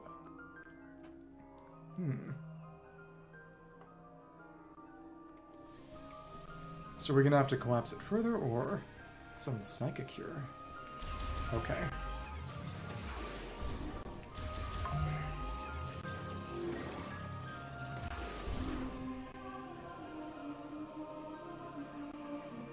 And there's a little bit of screen shake just from the sensitivity. I should turn that down a little. Maybe add some kind of threshold. Yeah. It's just... I don't want to make myself nauseous. I don't want to make other people nauseous either. Sometimes I'm kind of nice. Oh, we got a psychic platform. Psychic platform formed by compressing psychic energy. Standing on them requires psychic boots. Psychic platforms are ethereal formations that compress psychic energy. They are formed when a psychically capable individual condenses a cloud of dormant psychic energy into a usable surface. As these formations are not fully physical, they are impossible to stand on without wearing psychic boots. Psychic platforms function as a group. When one is materialized, its group follows suit. Okay. See one right there. And we will... Let's mark this room too. Now, I presume there will be something there. Another homing spore. Is this the gas spore we've been waiting to meet? Probably. Yeah, it's it. Fungi morphology gas spore. Fungi variant, it's periostracum. Basically, its skin is extremely hard, can't be destroyed with a standard beam. Open up to release homing spores. Gas spore, a type of mushroom, mainly inhabits hot and humid jungles, growing on surfaces like tree trunks or rock cliffs. They're periostracum. Oh, is in Astraka, not periostracum. It's periostracum. As in, they're basically shards of pottery. Astraka were shards of pottery that were used to vote on exiling people from Athens. That's where the term ostracism comes from, or ostracize. Close until a sporangium is generated, sort of shards. At which point their periostracum opens and ejects the sporangium into the air. The periostracum is extremely hard, can't be destroyed with beam weaponry, but the soft tissues beneath the periostracum, which are exposed when a sporangium is ejected, are vulnerable to damage from beams or other weapons. Gas spore can be destroyed even when their periostracum is closed using high-powered weapons, but a charge beam work probably needs missiles. Periostracum. Outermost layer of the shell on shelled animals. Interesting etymology. Well, okay. Let me just see. Let's get rid of these homing spores too.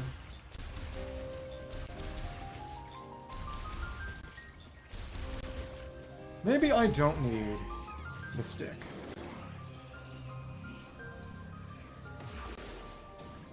Yeah, it won't open up at all until we get close, I imagine. Okay. And a single charge shot will do it. Nice. Anything else around here we want to take a look at? It's just the purification site. It's collapsed. Oh, another tablet is here. That's nice. Okay. Immerse your form in the sacred waters. The Temple of Memory shall then bless the purified Lemorn. The ablution. Guys, it's time to get baptized. To my Lemorn brethren, you are welcome within this sacred space, so you must first cleanse yourself. Collect the holy water from the spring. Rain it down upon your head with both hands and become purified. May the sacred tree be always with you. Excerpted from the third story. It's the river Ganges. Okay. Let's not fall down. Oh well. Any birds? Any birds around? Okay. Still just sickle flies. Okay. And that pickup is gone. Come on. It's just if there were birds. Come back. I want to see them. Ah. Ancient Lemorn sculpture carved from a single stone with identical dimensions to similar statues. Receptacle for a psychic mote is built into its forehead. So we're going to need to be able to manipulate those, which we can't yet. Okay. Now that wasn't an Empress Aleu before. What are we doing here? Come back, birds. Large Lemorn psychic lock. Psychic ability seal variant unlocked by placing psychic energy mote spheres into the receptacle. Mote socket. Receptacle takes a psychic mote, a spherical coalescence of psychic energy that acts as a key. And oh look, it's a missile expansion. Missile expansion increases maximum missile capacity by 5, also restores 5 missiles, which wouldn't be able to do anything with that without a missile launcher, I presume. And, oh, when we go through it, yeah, it'll phase through, but without psychic boots. I wonder if you could find a way to glitch up and open that, if it might give you the missile launcher early. Or if it would just give you 5 more capacity and no actual missiles. Maybe. Another big natural door, Lemorn door, unlocks an essential sensor detects energy, exposure and explosion, concussive blast. It's unlocked, it will open when approached. No, that's different, actually. More blue butterflies, let's kill them all. See ya. Didn't drop anything. It's what we deserve. We killed something so beautiful, and for what? Hello. Has to be the center. And you. Mechanoid Scout Bot. Emits ultrasonic waves from overhead to detect and map the positions of valuables in the area, and electric shock will activate it. Scout bots were created during the machine era to fund precious resources. Once deployed to an assigned area, they perform scans using ultrasonic wave reflection. The data is then fed to a linked map displaying the location of mineral deposits and other valuables. Most scout bots are often weather the environment due to natural degradation may no longer function. Okay. Electric shock. Presumably we'll get an ability to do that eventually, but as right now... No.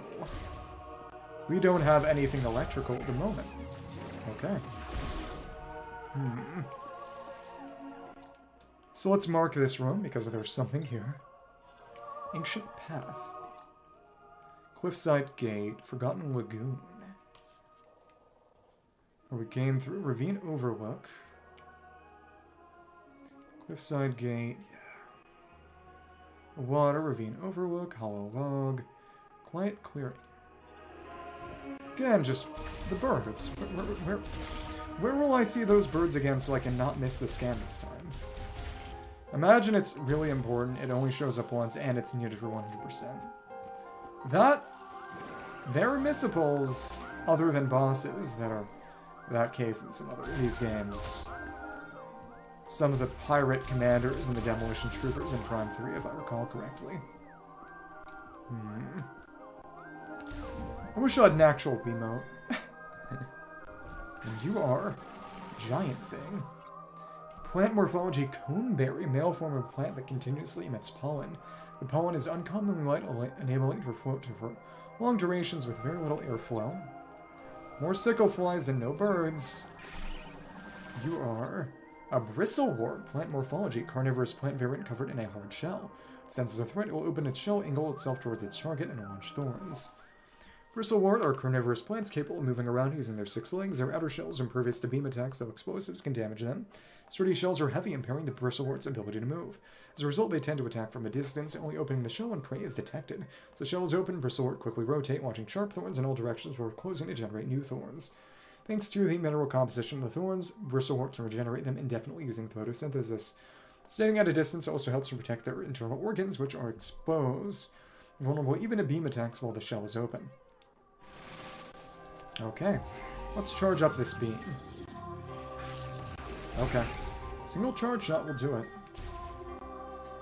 Anything from you, or maybe not. Come on. More of you. That's for the morph ball. Don't have any psychic mode access yet. Gonna have to get that ability, huh? Okay. Let's mark this room again. No reason not to. Okay. Nothing psychic here, it seems. What if we shoot this? Hey, that does something. Gets rid of that stem at the top. That's all. Okay. It's morph ball. Anything around here? Maybe, maybe not.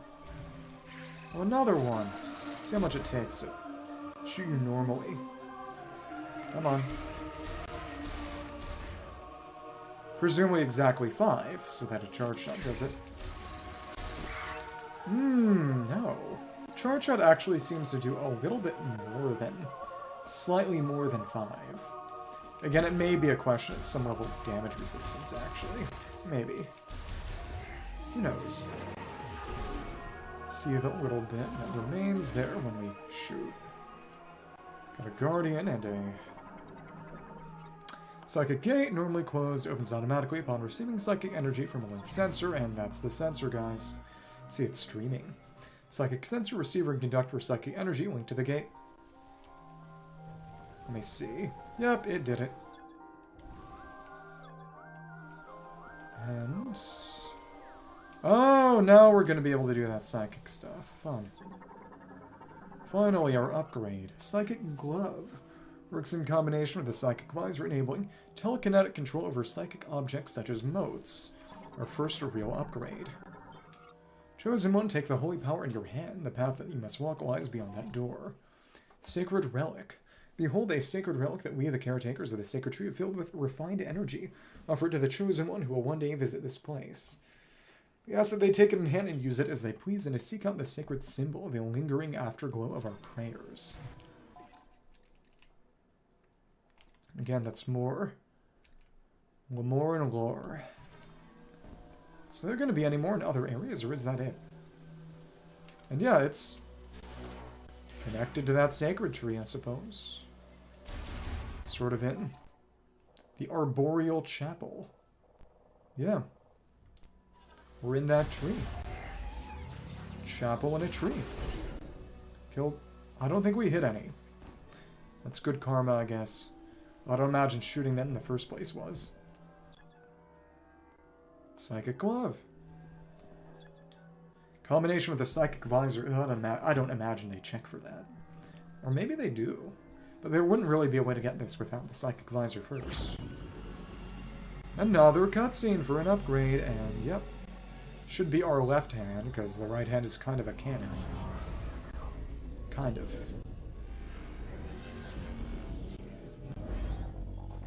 Again, it is very cool that she's doing mudras. Psychic Glove acquired. Enables remote manipulation of psychic motes and psychic objects. Switch to the Psychic Visor and hold ZL to grasp a target. They can then be manipulated with right stick and Also right stick. Open the menu with minus, check the inventory for more information. Let's do that. Does not count as arm cannon because it's the other hand. The Psychic Glove and allows control of spheres of pure psychic energy called motes, as well as other psychic objects. When used with a Psychic Visor, the glove can also be used to perform various telekinetic processes. Activation aggress motes, switch to the Psychic Visor, aim at the mote, and press and hold ZL to pull to the glove to move a psychic object with telekinesis. Switch to the Psychic Visor, and then use R and R. Horizontal and vertical mission strategy. Psychic Glove can be used to grab and release a mote from as many times as needed, however motes cannot be removed from a closed socket. Okay. And let's switch and grab our mote. Exciting. To grasp it. Oh, we have to...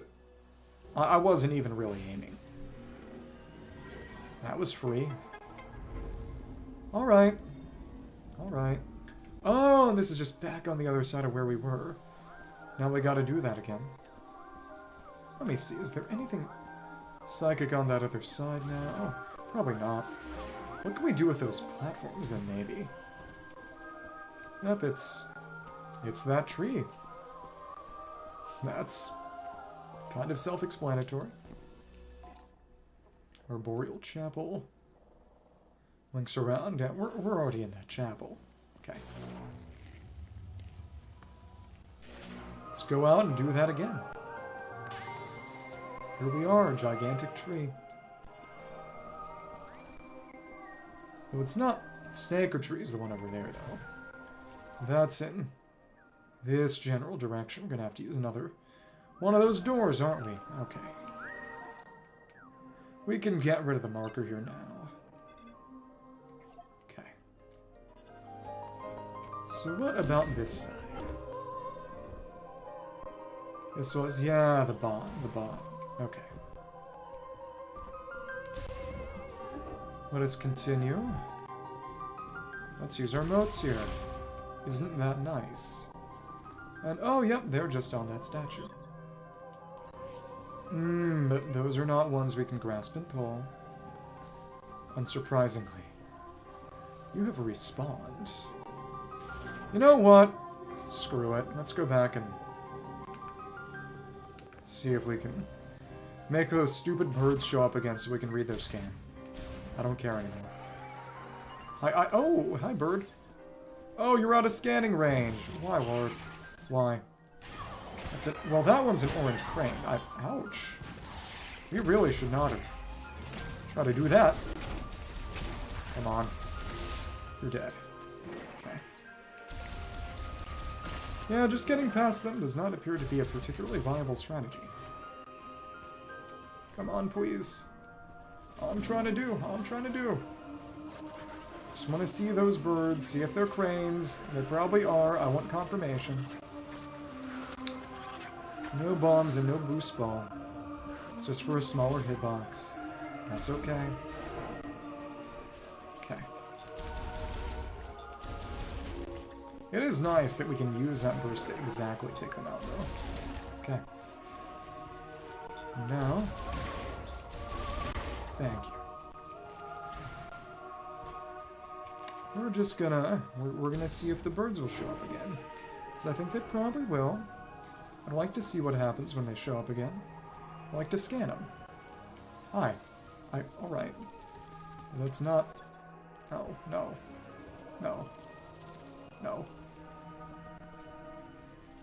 Were they just sickle flies? May have just been sickle flies. Well, I think it's when we get to a certain spot it triggers them to go across, maybe. Oh, please. Please. I'm begging. Fury Green all scans. Fury Green birds. Okay. They were flying overhead so slowly, too. Yeah, they were probably just the cranes. If there's something other than bugs that was flying, it was probably them. Okay. Well, this will not be the first time I waste time. It's kind of crazy, we haven't even found a single save station yet. Well, whatever. I'm pretty sure the first one is going to be only find the troopers here. Based on the little bit I saw in advance.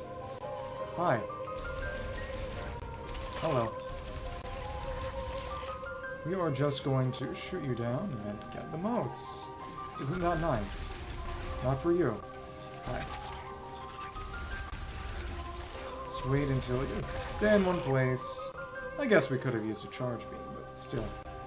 And it does seem to be exactly 6, more or less, so it... The DPS is neither really better or worse. It's honestly about the same, except for the fact that you can charge in advance with certain things that may not always be vulnerable. So it's really more of a strategic difference. I don't necessarily dislike that, but... Okay. Come on. Kill those spores. That didn't quite do it. You know, the burst fire ain't bad. They've definitely calibrated a lot of enemies' strengths around that. That helps. Let's grab this back. Okay. Sacred tree and then the Temple of Memory. Can't scan it from that far away, though. Okay. Let's use our motes. Grab and pull. Yay. It's one of them. Is there a separate... Mode psychic mode, spherical codes, and psychic energy acts as a key. Yep, okay. Yay! Looks like a frog. Really more of a Dark Souls and Elden Ring Basilisk, maybe, but... Okay. Identical dimensions to similar statues. And this is our scan, separate from the psychic interaction. Psychic container stores items prepared by the Westerborn priest to be given to the Chosen One. Open using telekinesis. Well, let's do that then. See it glowing. Oh, that's... We can move it. I'll just use the stick. What kind of safe-cracking minigame? What kind of Pokemon Ranger Guardian signs? Oh, it's an energy tank. Not bad. Defensive system, energy limit by 100, also completely refills energy to capacity, because before, the first one we got in the facility, the unavoidable one, we were stuck in Morph Ball mode and could not scan it. Okay. More information, What more information? Really? Doesn't even change based on what we just did. Doesn't even have a number there. Hi, ooh, you knew. What are you? Insect morphology Shren. Flying insects that build nests on vertical surfaces such as rock walls, lives in swarms, and will shoot acidic spray at organisms that approach the nest. Huh. Shren build their hives high off the ground, usually on rocky cliffs or against tree trunks. These are just Prime 1 war wasps, aren't they? Both adult and larval Shren typically share a hive. Something approaches one of their hives, the adults will quickly emerge and protect the nest by spraying their acidic venom at the intruder. While they are highly aggressive when defending their hive, this behavior is defensive. They will not pursue an intruder once it is withdrawn. In fact, Shren are social creatures with other Shren, often forming several hives in proximity to each other and working together to protect each other. That's actually quite cute. Unfortunately, we're going to kill you. Organic morphology, Shren hive. Hive opening form a mixture of chewed up plants and ore mixed with Shren saliva. Extremely vulnerable to explosive force. Why? Oh, you're weak. So until we get missiles, are we even going to be able to destroy them? No, you can see them jiggle. Okay. But yeah, not until we have a missile launcher will we be able to destroy these things at all. Wow. Hello then. Hello, Shren. Come on. Ouch. Okay. Well, let's get through here. And anything over this way? No, it doesn't seem like it. Guiding routes. If you say so. Galactic Federation distress beacon detected. Open the map if you say so. Presumably under that tree. Maybe.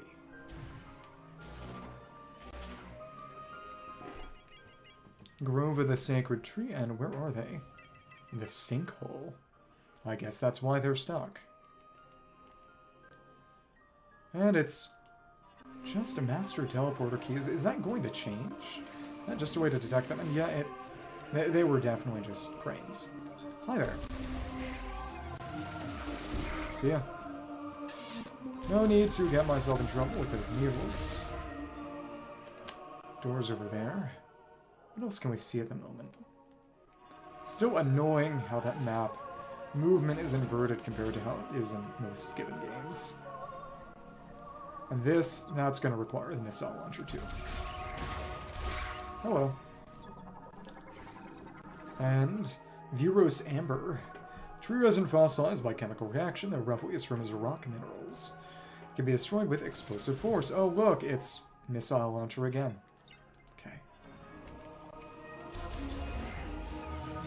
Oh well. Yep, getting that ready ahead of time. We have multiple. Okay. If you say so. And this is like Inner. It's more fiber deformity. It is interesting that they can be scanned, even though there's really no real purpose to them. I like that. Whoa, well look, it's the morph ball. Interesting.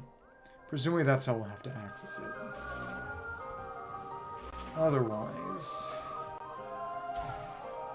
I bet we're gonna go through this door, it won't work, and we have to take the morph ball tunnel. How much are we going to bet on that? $5. Butterflies and oh, more telekinesis.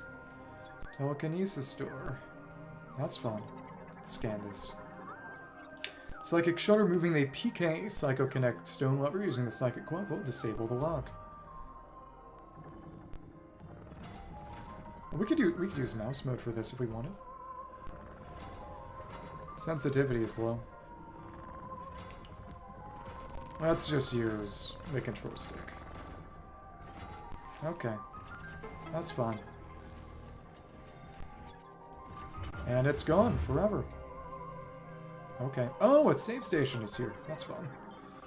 Save station, a Lemore device for saving behavioral records, also fully restores energy and ammunition. You know, it'd be fun to use mouse stuff, but I need to increase the sensitivity way up if I want to do that. Specifically, a Lemore save station, a device for backing up the status and condition of the subject, as well as a log of their actions up to that point. Once recorded, the subject's health and supplies are fully replenished. Using a save station requires a suit able to link and transmit its wearer's records to the station. Okay. So let's change that setting.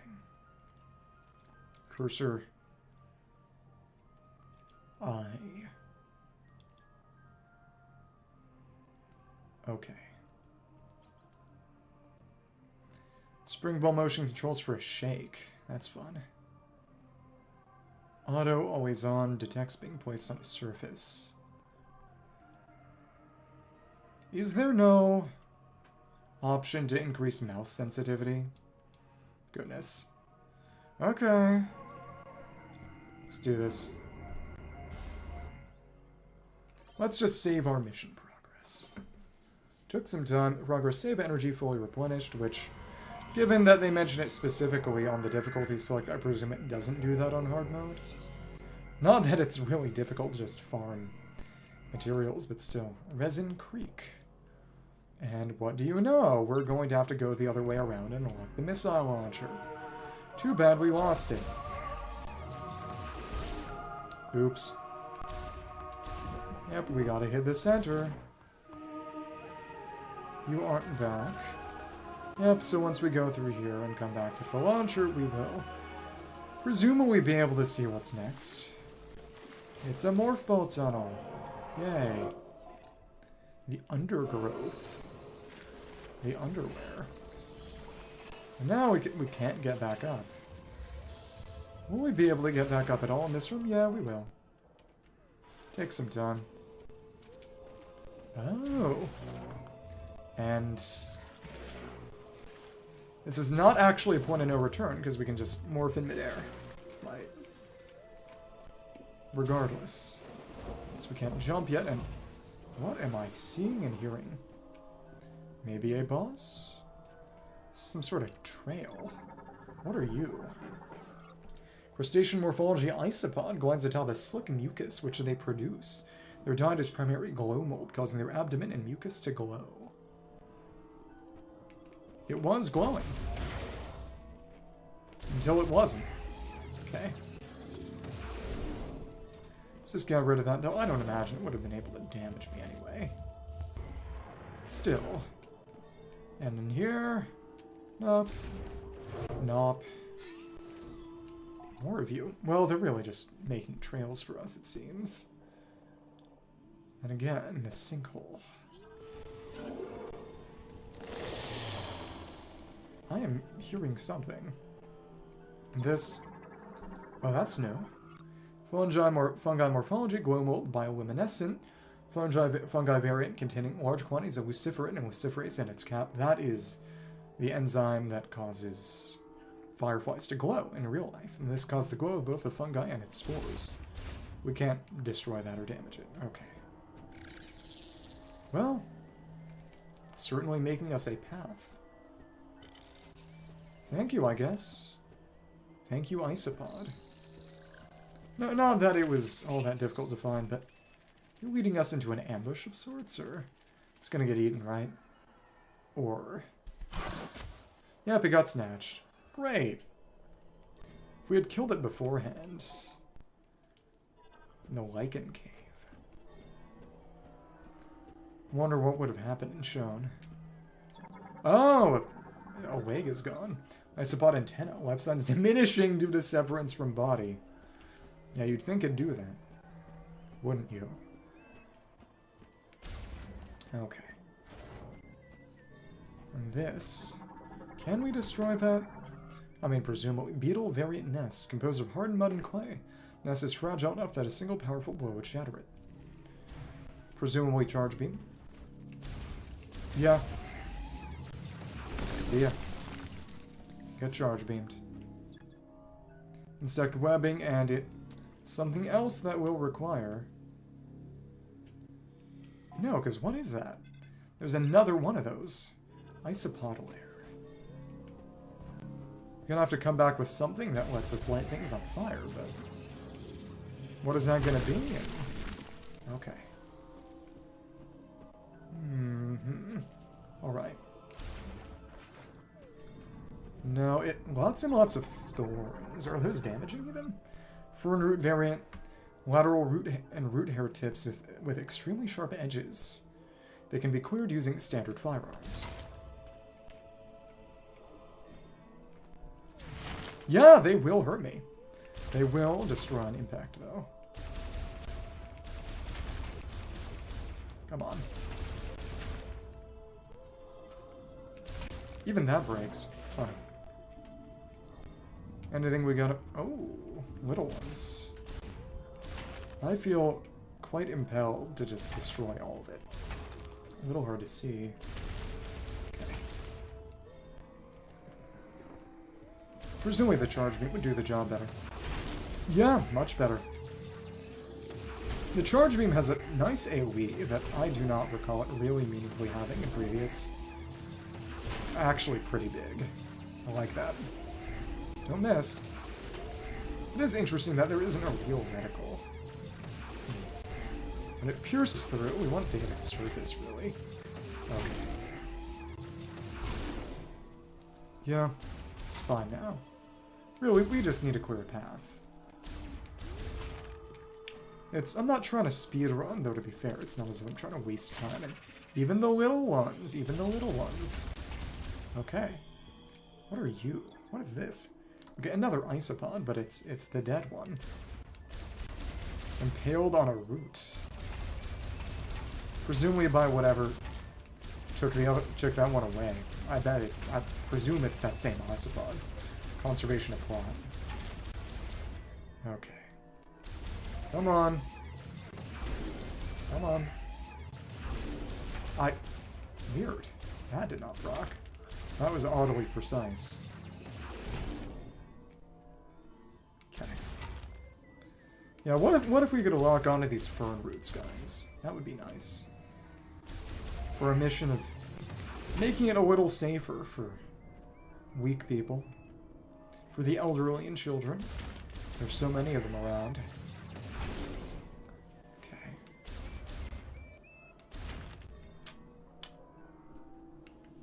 They're scannable, just not lock onable. What happens if we get rid of all of it? Okay. That's one of them. It's destroyed with standard weapons fire, as they told us.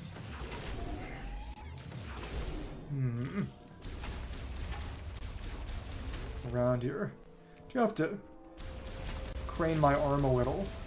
But honestly, it's not as if that's impossible. Turning down the sensitivity was still a good idea. I have to hit that center even though it's all a living organism. Okay. Where are we now? So now we're actually in that sinkhole. Can loop around and rescue whoever it is. Good old Miles Mackenzie. At a scanning range, and what's the yellow? Oh! He's gonna get attacked, right? By that big wasp. A mess. You're alone, on a planet, no hope of survival. But you're also not sitting next to Phil anymore in that cubicle, so... Win? Oh. Okay. It's way too quiet. Maybe. I'll check things. What now? Hallucinations of Samus. Samus? Samus Aran? Hey! Hey, Samus Aran! I'm stuck! Help me out! Oh. Please get me down. He's got his helmet now. I'll just stay right here. Try not to die. Let him down gently. Okay.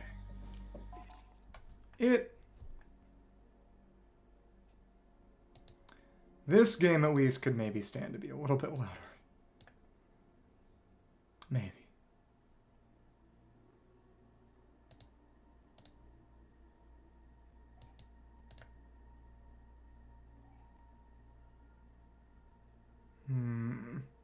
Maybe.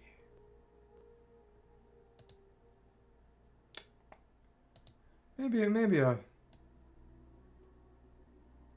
13.8 or a 14.7. That's a good balance. A good balla. Okay. Let's scan things. Bioform Miles Mackenzie. Galactic Federation technician. Individual who performs maintenance tests on electrical equipment. This also includes maintenance of computer-equipped airframes. I'll just shoot these down, right? Those aren't enemies, right? So in Vine Growth, it will burst if struck. What about skill? Galactic Federation Transport X7S. Engine and navigation systems have stopped. Fuselage damage. There is a detachable cargo door at its rear. Okay. Presumably how he'll set up a base. And this, I imagine, is going to be a ramp to get us out. Presumably. Stop that! Ow! It is funny that they have dialogue for that. I think it's working. Shoot some more. You? Okay. Oh, eventually it'll just drop down on its What was own. that? Comical. Okay, that did not sound friendly. Gonna have a mini-boss encounter? Or... Interesting, yeah. Going to have to protect his sorry behind. I got it! Dropped his gun. Is that scannable? Maybe. Spider monkeys from space. Okay. And we can scan his gun. It's funny. Official military pistol CPG 2023. The most automatic beam pistol used by the Federation. Its battery magazine enables continuous firing of up to 200 shots under normal conditions. What are you? Alien morphology. Jungle Griever. Griever variant of this area. Leap to great heights and climb trees quickly. Oh, the enemy's a little more, it seems. Has an extremely aggressive disposition, will use its arms and claws to attack its enemies at close range. When at a distance, it will spit poison at threats. It's got 4 arms like the Lemorn, and they look kind of similar. Probably devolved or bestial. It's more or less what happened to the Reptilicus in Prime 3. Jungle Griever, a subspecies of Griever, the ferocious predators found throughout Viros. Well, presumably, yeah. The Lemorn are presumably all gone because they devolved into Grievers, which is adapted to densely wooded environments. Their exceptional jumping ability allows them to quickly traverse treetops and rock cliffs. They often hunt in packs and are known to attack other creatures indiscriminately, because again, Lemorn, Morn, Griever, Grieve. Exactly. Once one pack member strikes, the others will quickly join the fray, either by weaving a close to slash with a sharp claws on their 2 pairs of arms, by spitting a viscous mass of venom at a distance, from a distance. The skin is thin and unarmored, making their bodies vulnerable to standard beam weaponry, enough that the shock of a direct hit from explosive weapons is enough to push them away. I don't know. What are they? Ouch. I did not mean to motion up. Okay. Come on. Oh, I really did not want that. Come on. We can just free it, can't we? Maybe... Oh, big unit. Energy orange, 50 points of energy. Let's get that back. Okay. That'll do it. You know, we don't really need to lock on, do we? Unless we have to. Okay. But we can just go totally free. Lock on might be doing more trouble than it's actually helping. Cool. A lot of them. Are you sure? And the AoE of the charge shot really helps too. We can't do a dash jump unless we're locked on though. That's the thing. Come on. Avoid their poison. You can see them do up, which is nice. Come on. But if they're all gone again, who's to say they didn't just become breeders? They look decently similar. Come on. Please. Let you out. Once you rear up, you move quickly.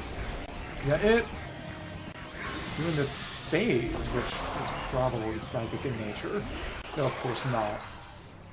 Deliberate, more instinctual and unconscious. Oh, great job. Now help me down. Oh, if we had sent him down earlier, I bet that could have crushed one that was underneath. I didn't even think to try that, but I guess if we go back and do a hard mode speedrun or something, that could be an idea. Try a few things we didn't try the first time. There we go.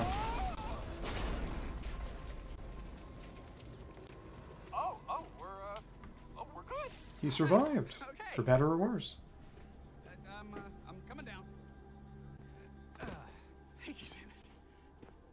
Maybe I should just kick the volume up and make voice load or something. Engineer level 4. I have something for you. Hold on, I gotta manually override this. She's just watching. Come on. She's gonna help, right? Yeah, exactly. It's too weak. Really jammed. Malfunction X7S cargo bay hatch. Arm extension blocked by event piston rod removal. The rod is required for it to open. Just gotta shoot it.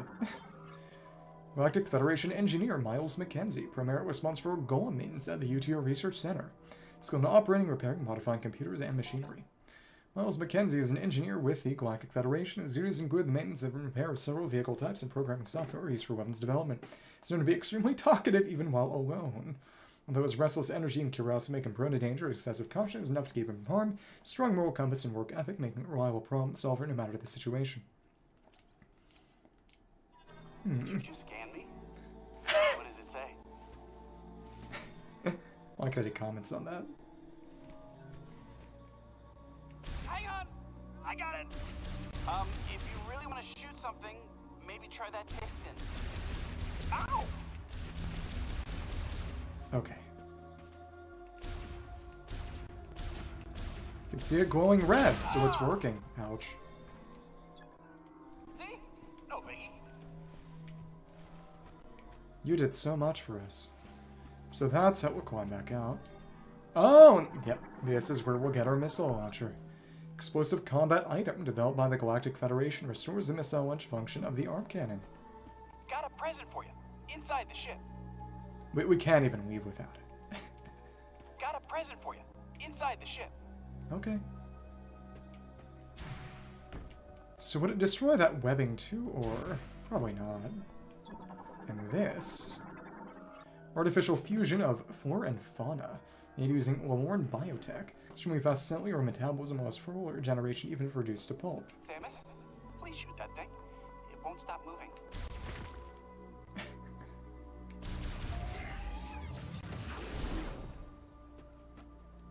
That did not make a difference. And yeah, we can't get out of here without the missile launcher. Okay. Understandably. Okay, let's pick it up. And instead of briefly trying to open and failing, now we actually have a missile launcher. Kinda surprised we got the psychic beam before getting the missile launcher back.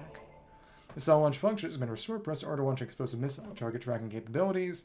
Menu with minus, check the inventory for more information. Just a little token of my appreciation. Thanks. Ah.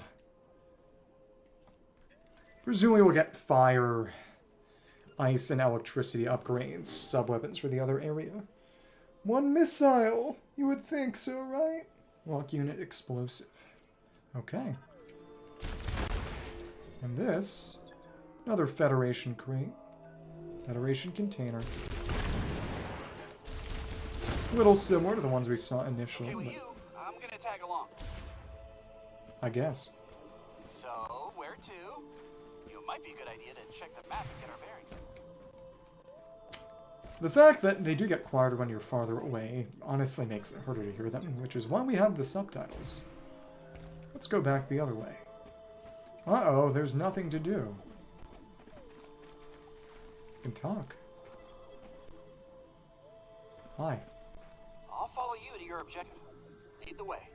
If you say so. I'll follow you to your objective. Lead the way. Don't!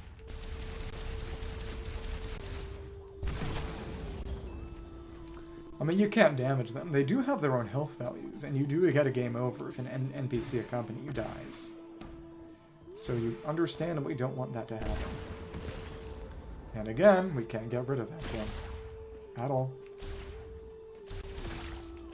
And missiles won't come from there. Oh! You're gonna keep respawning missiles to make sure that even if we destroyed everything, we're not stuck. Interesting. Okay. Let's pull this back. Okay. And now, we're out on the other side, which...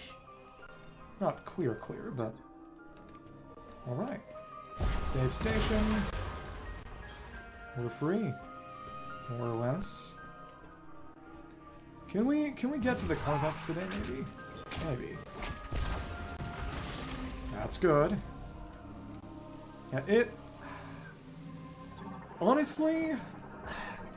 not as strong as a charge shot, right? Spherical growths that the Onanalt palm's rootstocks use to store nutrients. Our skin is very durable, can be broken by a concussive blast. Don't drive yourself too crazy. How about we avoid any standing water? Maybe I'll just kill him. Wait. Concussive blast. I mean, probably a morph ball bomb then. Interesting. Well, it's a good thing this place was already marked. I think it will need to stay marked. But you won't drop missiles. Interesting. These things do. Huh. Okay. It's just permanent missile regen if you just take the time.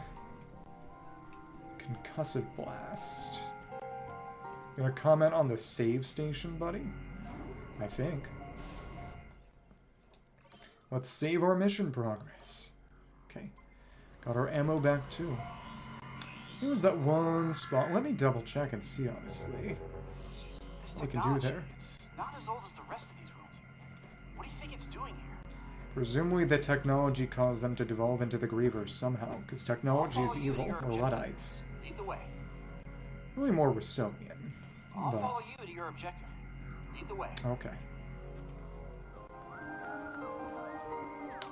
If we let him get one, he says something actually, which is funny. Yeah, they were just cranes. Okay.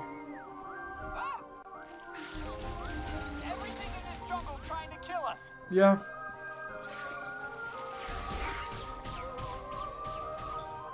His pistol's really weak, about half of the strength of the power beam. Missiles are effective against a creature with a hard shell, you know. Let's let him get one, just for fun. He's not even smart enough to not shoot things that are... Okay, whatever. You can see it just breaks him right away. What if we let him kill another? It takes 6, I believe. Come on, go over here. Take one down. Take another one down. You gotta comment on it again? Gonna say anything, buddy? He doesn't say anything after the first time. He's grown too overconfident. Oh, look up there. That's one massive tree. You get overconfident and then you yap. I'll kill you. Die. Come on. That actually shut him up! Yeah, we can't get back here yet. We can destroy them with missiles. That's fun. Though presumably they will respawn after long enough at least. And we can't even go there yet. Let's draw this in. Yeah, to go back, destroy the... Let me check, actually. The webbing was all the way over there. But it's incendiary. A missile, it's not incendiary, it is just explosive. So I don't imagine it would work for me. It's one of them. That's 20 of them. And it... Oh! We can just get an expansion already. That's exciting. Yay! Okay. Increased by 5. Missile expansion. Interesting. Yeah. It's just here. All for me. Sorry, not for you. Believe we can take this out now. Dynamic reconfiguration of a suit. Oh, fascinating. Yeah, sorry I get Chozo stuff. You don't. Yeah. Let's stay on the move. The missile launcher, psychic beam. Psychic crystal kinda counts, I guess. Though they're really the same. Since they're jumping around, why not use the missile? See, we get them back.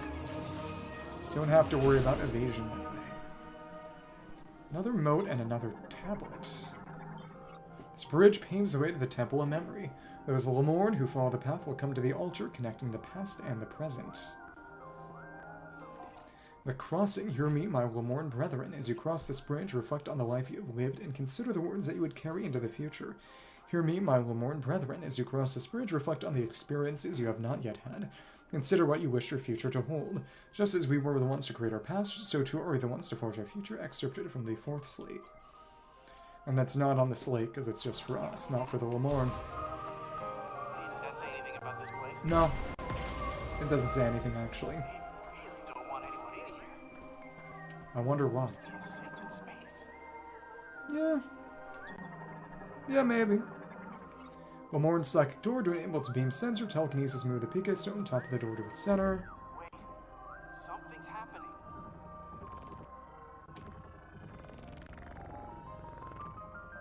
Okay. That was simple. How'd you do that? Again, I just don't have a good space to use the mouse controls. Normal Lamorn door. Missiles will work too. Okay, so yeah, we're gonna go fight that Carvex now. Gonna get a space jump? Probably. Ancient stone bridge built by the Lamorn. It shows severe damage from seismic activity or earthquakes. Its basic structure remains stable, weight capacity estimated to be under 700 LH. Under? That's not good. And again, a tree. We went around it, basically. Yeah. Didn't go in it. Well, we'll see. It's gonna get crushed, and there's another temple there too, huh? This. It's beautiful. It's beautiful. More Grievers! It's time to missile up. I'm just gonna stay Enough out should of be your way. enough. You let me know when it's clear. Okay. Oh well, and yeah, just a single missile does it. It homes in. I'm not aiming. Okay. Takes a couple, actually. But the AoE on that is very useful. That was all of them. We're out of missiles, though. Not good. Funny having it show over the arm cannon, too. We have some AR, I suppose. And, oh, look. Not great. Infinity Bridge. Hello there. So a charge shot will probably... Well, let's get some back. Oh, I don't like that. It's actually a little bit stronger. Okay. Ouch. Don't like that. It's taking some hits. And over the side. Oh, there's one on that I'm not seeing. That one never mind. Wait until you're spitting or something. You need to protect him. Oh, that was too bad. Okay. Do I need to decrease sensitivity or what?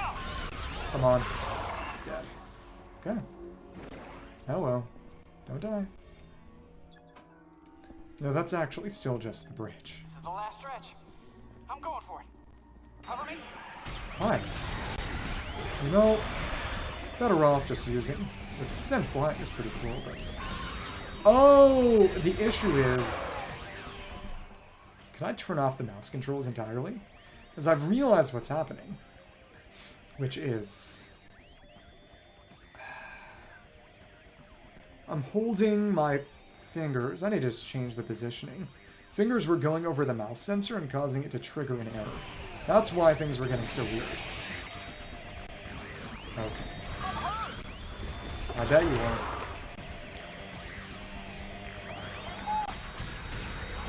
Hello. And you don't automatically reacquire rock once we kill one. Whatever. This ain't too bad. That's fine. That's funny. And it flew off the edge. Positioning would make it quicker to kill then. But we wouldn't get any pickups, though. We're going to have to mercy kill him. Clearly he's severely injured. It would only be a mercy at this point. Okay. And I believe it's either in here or in that one there. I wonder if we can go there. What's the stuff below? And if that's back to the desert, is that the Chrono Tower? Now that is Not sure. It's quite pretty. Can we scan the sun? We can't. And you are another door. He's actually managed to heal back up.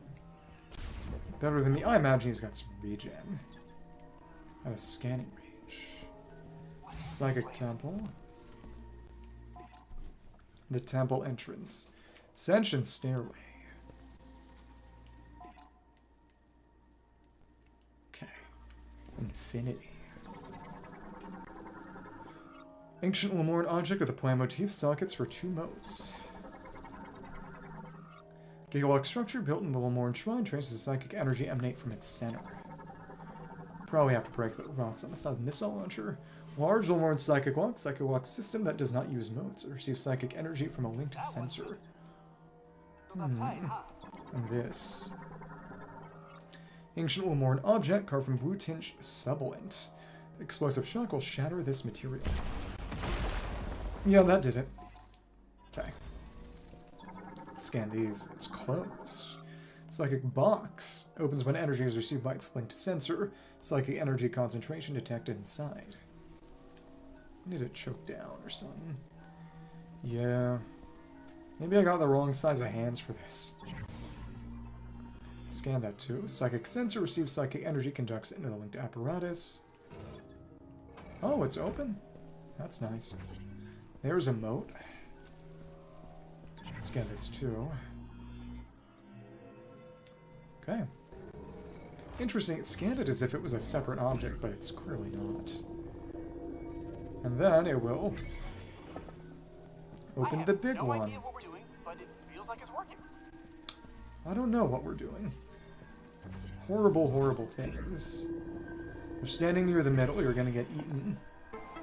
Oh, and right here we have... Hello, B. It did work. Oh, and what's this? Control beam generates a charged psychic beam that can be controlled via telepathy.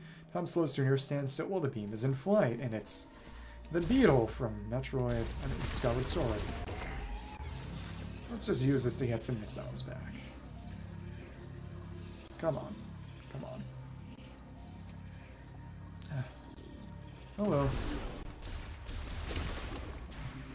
Thank you. Let's get it. What is that thing? How does it work? Can I try it? Imagine if he had a latent psychic abilities. Now open your third eye. What is that thing? Okay. Does it work? Can I try it? Well, the whole one progressed, huh? Whatever. So we're gonna have to control beam around somewhere then. Oh, we have to go up through the hole there, presumably. With control beam, maybe. We'll see. Time to control the beam going on our back and coming out of our chest in the crystal. Guys, we're glowing now. Okay. Control beam acquired. Psychic charge beam shots launched while using the psychic visor can now be controlled. Switch to the psychic visor, pressing hold to charge, or at least to launch a maneuverable control beam shot. Use the stick to steer. The menu, check the inventory for more information. Yep, we're gonna have to send it there. It's retracting, recessing. You found something for your suit, didn't you? No, actually. I'm going to sell it for cash. Control beam. Control beam, take a psychic charge beam shot whose trajectory can be changed mid-flight using psychic visor. That's what we saw before. Lock on target. Direct the control beam toward that target. Oh, interesting. That's nice. Immediately detonate the shot. Because it dramatically slows the perception time, the control beam is very effective against fast-moving targets like Grievers. Control beam shot consists of 3 energy spheres, meaning that unless it collides with an obstacle, it hit up to 3 targets. Concentration required by telepathy means that rapid-fire shots are not possible. The beam's travel distance is limited. Up to 3 control beam shots can be launched before a short recovery period becomes necessary. Yep, that's anti-Griever. Cool. Not quite. Charge, shoot the control beam. Detonate early. It's just the beetle from Skyward Sword. And now, aperture containing a switch linked to a psychic lock. Psychic energy will trip the switch and open the lock, but we can't get a clear shot unless we use the control beam. Okay. If you can direct your beam, you may be able to reach that opening. How does he even know that that's what we can do now?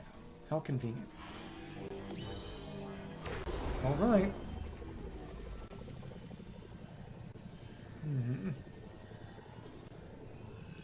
Yay! Okay. Gonna have to use that for the upcoming boss fight. Is that gonna be right away? If so, that's really funny. Opened all by itself. That is... Is he unable to see? Well, because it was any of these time security measures slow, are still right? functioning. This temple is ancient. Yeah. Let's explore the temple. Okay. Usually have 2 or so things to say. Okay. Let's try that one more time. I can see it's going down. I can see where it's angled, actually. That's fun. Short recovery time. It slows time. Enough. Can't do it, we have to wait for it to recover. Okay, it doesn't take that long, but you just can't spam it. Okay, interesting. Wonder what its damage profile is going to be. Okay. Sacred fountain made from moissanite. The water is sourced from underground ruins, which allows its temperature to remain consistent throughout the year. They have seasons. Wow. Still the temple entrance. Interesting when they differentiate between rooms and don't. No way. A Mark 99 mech? I'd recognize that frame anywhere. Another Mark golem. 99 mech, this is Samus Aran. Bounty hunter? You know her. She's famous. You look very familiar. Well, because everything from Tanamaar, whatever, got Betsy? teleported here. What are Yeah, it's you doing his. here? I worked You're on gonna her get a back at cool base. moment I'll take a few eventually. scans. Maybe we can come back here and get her. Using telekinesis, I bet. Poor baby. She's torn apart. We can find the missing piece. Oh, we'll probably have to use that to progress in here then. Galactic Federation, heavyweight class golem mech, bipedal mech, MK99 war mech, permanent replied by Federation androids. Several critical components missing or damaged, not operational. Extra orange crate. Get her up and running. Federation heavy container. Exceptionally durable, ideal for tactical assets such as weapons, only extremely powerful explosives can destroy them. I poured my heart and soul into that mech. Poor Betsy. Let's explore the temple. Okay. This is what we need to do. Oh, actually, no. That won't work at all. We need high explosives. Presumably going to be an expansion or something in there. Maybe. Regardless. And do we have to morph ball through here? No, we don't. Oh, look. More missiles. That's simple. And you. Control system built by the Lemorn used in the machine era currently inactive. They're in the pool. Not good. One of the ducts is clogged. Door sensor received repairs during the machine era. Its repairs require power to operate, and the door is not receiving any current offline. Electricity. Circular aperture, presumably used for ventilation, blockage is detected on the other side. So we're gonna have to use that control beam, aren't we? What's this? Bomb slot activates any linked device. A concussive blast is detected within, currently offline, so we're going to need to get bombs first. Okay. Base camp. Presumably something that's going to be used for later. See what happens. Bad idea. Though again, I think this is eventually going to become base camp. Button pushing strategy always pays off. What just happened? I do not know what to do next. Oh. So, Samus, you give it a try. Did I fix it? Can we interact? Oh, it's got a... That's a Chozo hand. Interesting. Uh-oh, bad. You can interface with We're gonna their get ganked, aren't we? which means you can understand it, which means you've received translation data, which opens up a world of Can we share with possibilities. him? Once I get this working, we can use this tech to our advantage. I just need remote access to your logs. Just gonna shoot things, Oh, right? this data Or chip. data You chip. think it'll work? Wow, that is Yeah, go do your own work. Do your own work. Thank you. We'll put this here. Let's see.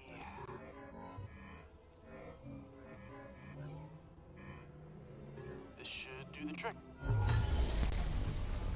Okay, so that will activate the bomb slot, but of course we need bombs first. All right, look at that. Okay, it's just back online, right? But we'd need... Would we need control beam? One door's still Or... locked. The other one is malfunctioning. Hey, but it's progress. Well, this is gonna take a while to figure out, so I'm gonna stay here if you wanna scout ahead. It's Okay. about to get real nerdy in here.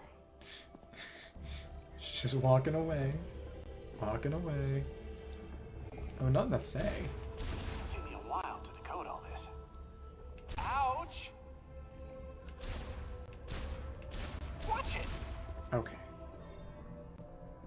Again, without the... Oh, it's active at least, but we need bombs.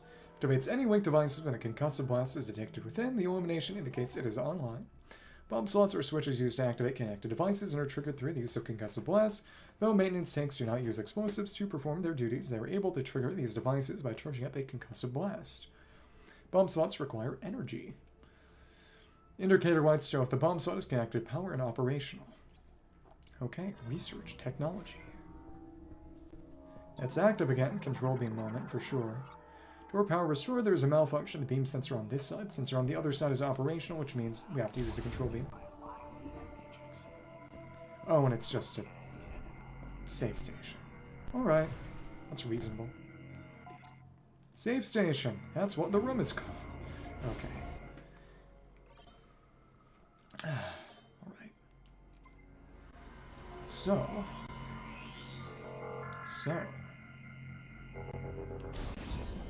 We can use our control beam and get through here.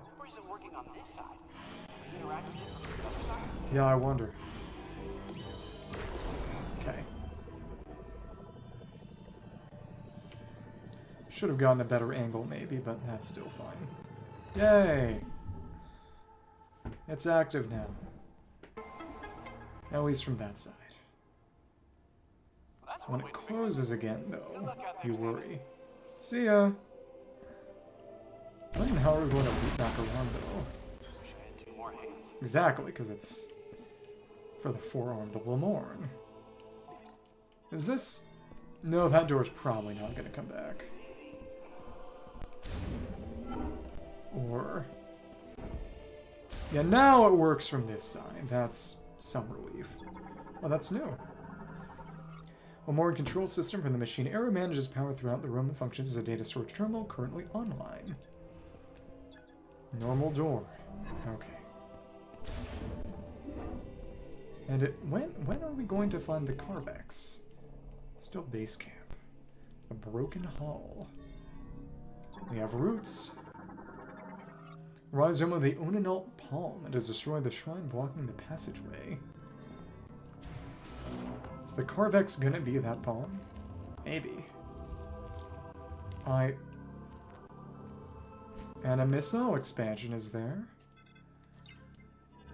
So we can handle that? Okay. And in here, not scannable from this side. Hello. Altar of Legacy. Of legs. Important. And oh, it's a projection. That's what we just did. Hi.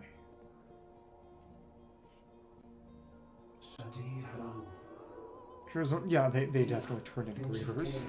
Welcome to our temple. This is the Temple of Memory.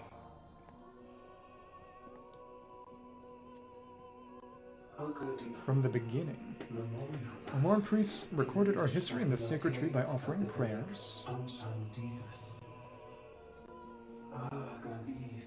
Behold. Our legacy is preserved within the tree.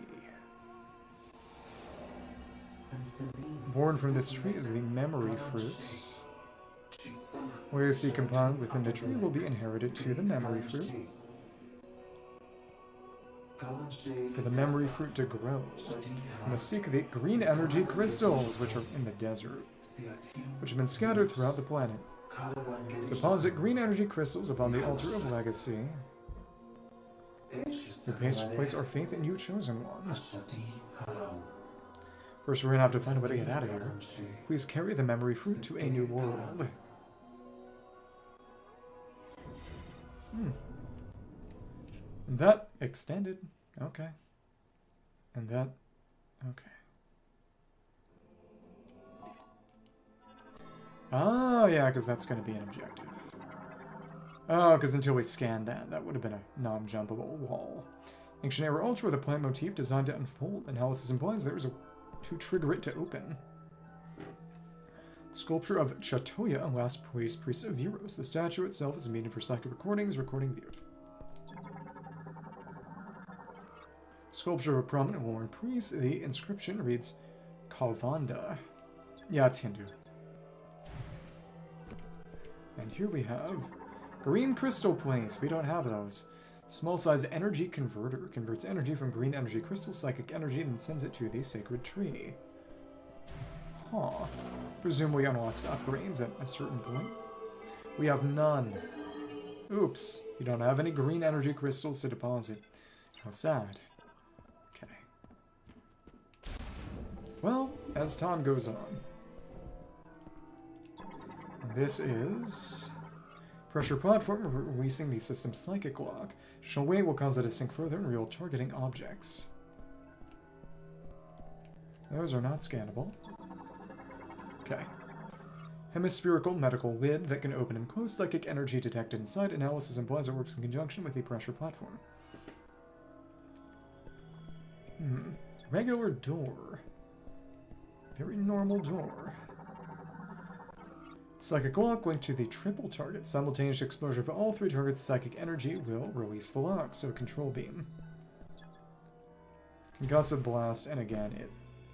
Not explosive, but concussive. So it needs bombs. Let's mark this. Oh, and yep. Teleporter key in there. That is where, presumably, we will meet the Carvex. Let's try this. 3 targets. All 3. But it's back. We have to use the Psychic Visor. Oh. Scan that, sure. One of the switches for the triple circuit Psychic Lock installed in the game runs the psychic energy, however the lock cannot be disabled unless all 3 targets are exposed simultaneously. Is to say, pass through all 3 of them. In a single go. That's 1. I have 2 more. And oh, okay. Sent in a weird direction. That's all. Oh, look. The lock's open. Awesome. It's birds. Okay. Now it's over. All targets exposed to psychic energy. Lock released. Let's see what's in here first. Before we go and presumably fight the boss. Sanctum of the Guardians. This is... Oh, not there. Puzzle. Psychic recording data playback device. Emits images and text recorded within a mode. These signals can be interpreted only by those who have psychic abilities. Stone sculpture of a common worn priest. The storage at feet holds modes for making psychic recordings. So what do we gotta do here? Move it around in the middle, maybe? Or anywhere in particular? This is interesting.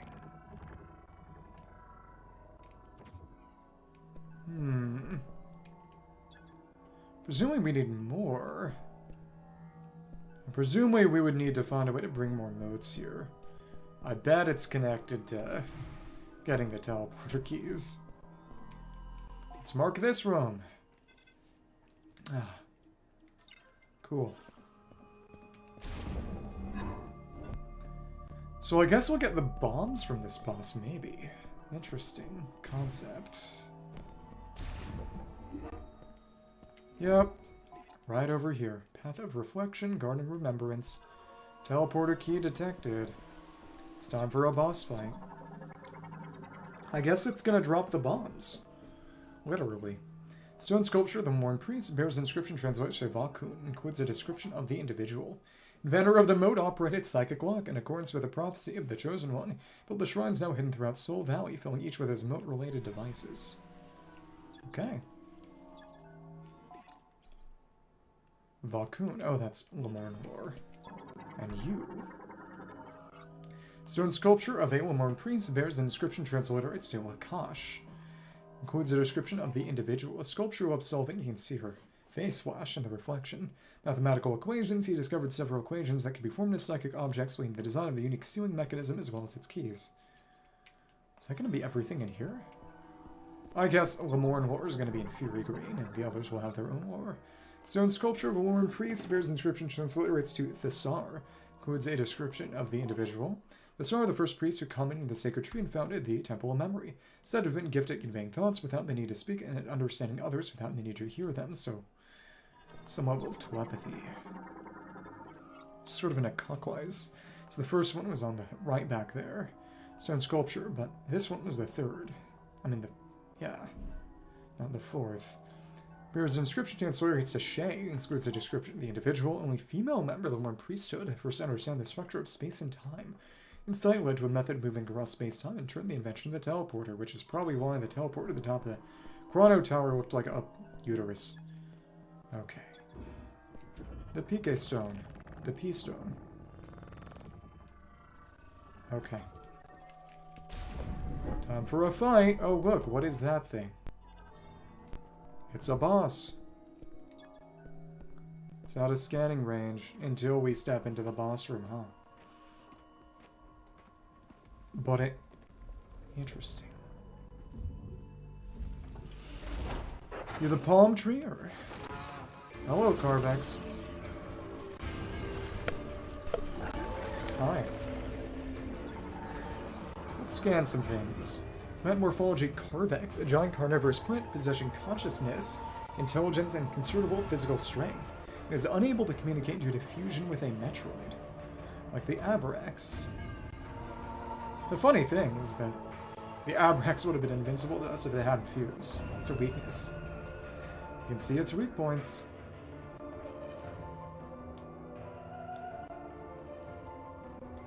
Destroying all tentacle-like vines will cause its protective leaves to briefly drop, exposing a body enveloped only in a thin mucous membrane. Note that the tentacles quickly regenerate. The only way to delay their regeneration is to destroy them all at virtually the same time. Giant carnivorous plant that possesses self-awareness and cognitive thought will at once coexist and communicate with the Lorne priest using telepathic waves. One of the effects of Metroid fusion is a disruption in its thought pattern, preventing it from communicating. Now sees everyone as enemies and will attack indiscriminately. Primarily attacks using its tentacles. These tentacles can be destroyed, but individual tentacles will grow back quickly through rapid cell proliferation, cell transfer from any remaining tentacles. Any all of its tentacles are destroyed simultaneously. The regeneration process requires its body to generate considerable heat, forcing it to open its protective calyx to cool down. This will expose a thin mucous membrane that is vulnerable to damage. So again, Psychic Beam. Control Beam. I don't need to get smacked. Morphology Carvex Vine. Tentacle-like appendage capable of being both rigid and flexible. Be temporarily destroyed by damaging the bulging portion along its length. Carvex's tentacles are normally hidden beneath the ground, but will reveal them if it detects danger. The tentacles have extreme elasticity, making them very flexible. This allows Carvex to attack by swinging them around like long whips.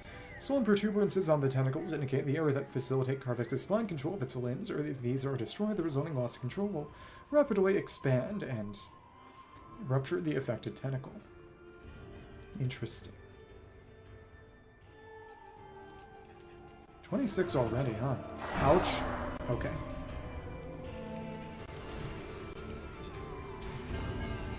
Let me see, let's scan some things before we get hit. Gates shield shut by hardened plant fibers. A strong enough pull would force the gate open. A pull? We don't have the capital beam. Ouch. Okay, we have a bunch of energy tanks at least. Own and alt palm rootstocks blocking a small passageway. Rootstocks can be equipped with a concussive blast, which is a saying we're going to get the bombs from this, aren't we? Okay. Alright. Scan that too. No, that's the same. Okay, alright.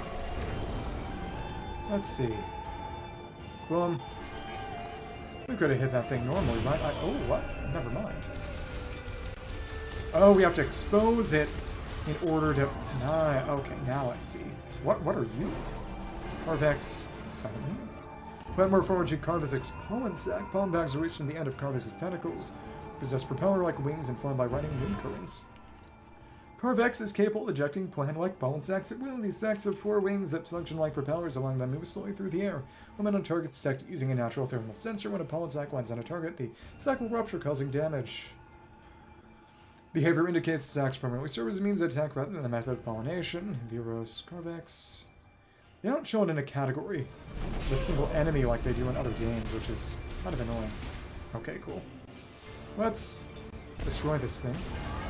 And yeah, we don't need to use control beam this time, that's right. Missiles are very good at this. Let's avoid this, actually, and... okay, cool. And look, it's a giant Metroid nucleus. Huh, I wonder why that's the case. Hello. So we can take these out and then use the control beam to... Oh well. Let's just get rid of that and get our missiles back, maybe. No, we have to... Oh, is that more or not? Okay. Come on. It is a bad one. Now we can use the control beam to take you out. Oh look! It's naturally homing in. As long as we're locked on. If that isn't incredibly convenient. Yay! Okay, cool. Didn't they prematurely end? Let me just see if we can...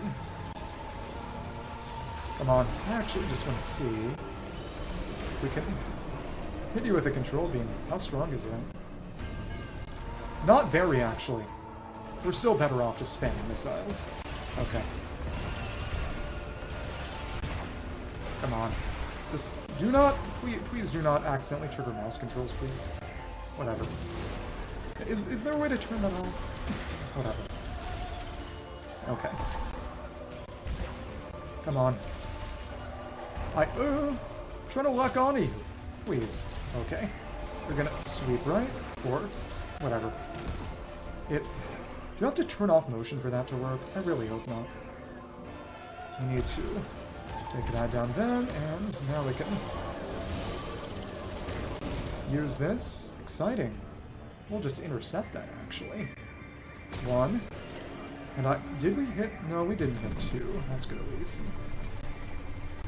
Oh, the time on that. This is not a good position. It's probably going to detonate on its own right. Yeah, that was really, really bad. Ouch. Normal one. Normal. It's a bad day for this. Okay. Come on. Psychic beam. Pull them all out. Pull them all out. Put them in a place where you can see them. Oh, but it... Oh, it regenerated fully. That is a bad idea. Unpleasant. Okay. Come on. And now we can... Never mind. Is it not hitting? It is hitting. That's good at least. Okay, I didn't see it.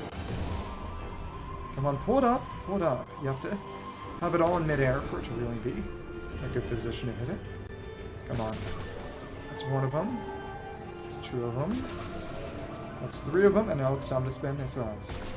Cool. I didn't want to do that. Just have to avoid the spikes. Ouch. You got blocked in, huh? Whatever. Please. Ouch. Okay. You can destroy the little ones to... Oh, what are you doing now? Something has changed. Oh, you made a wall, primarily. Interesting. Oh, that just makes it harder. Interesting. Okay. Ouch. Ugh. Started to hit those. Okay. Okay. You have to avoid those barriers now, too, which is interesting. Tough to hit, huh? Okay. Surprised it can really avoid those. Because it... For that to make any physical sense, it'd have to be... Well, whatever. Wouldn't be able to bypass its own root portions. You'd think, right? Whatever. Come on. Is that a way of that? No. That one. Okay, come on. Please, Oh, I'm not paying enough attention. I'm very tired today. And where did your spores go? Nowhere important. Okay. Come on. Ooh, more of it. Okay. Jump. We got disrupted because we can't jump as much this way, huh? Come on. At least they won't regenerate. We can just go through this narrow pathway, can't we? This would be better. Take a nice close path and trajectory. Last one, and then we'll just missile you to death. Isn't that exciting? Oh well. Should be enough. Come on. Not getting blocked.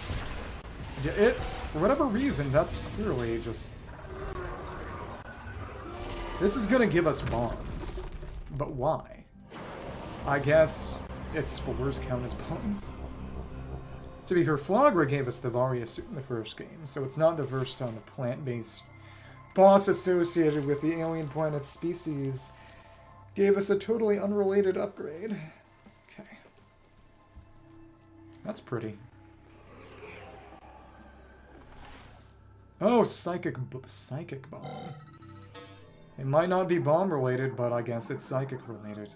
Compresses a large amount of psychic energy into a sphere, which then disperses as a concussive blast. So we never get the normal bombs back. Interesting. We lose them and we get them back as the psychic bombs. Okay. Alright. Psychic bomb acquired. But we didn't get a psychic missile because we got it back from Galactic Federation. Psychic bombs usable only in morphal mode. Up to 3 can be placed at a time. Concussive blasts of psychic bombs damages objects and enemies. Can be used to perform a bomb jump. Bombs can be used to implement psychic mode properties by pressing and holding A.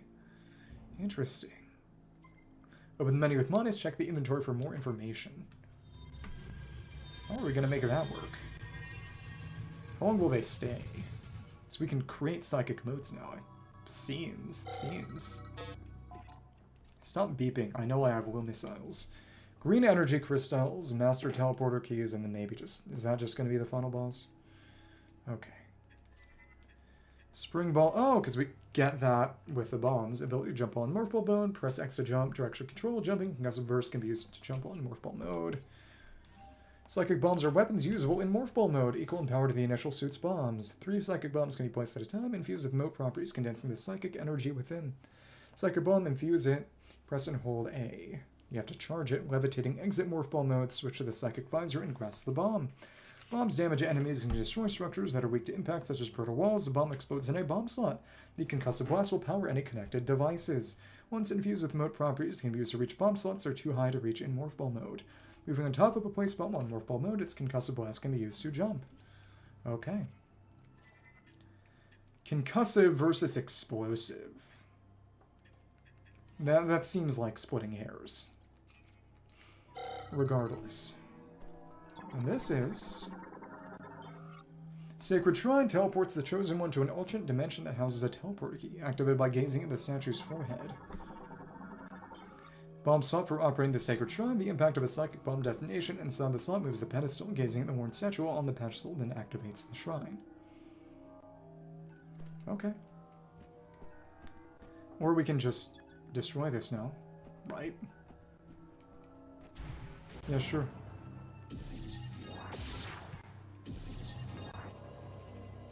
Ah. And they look very different.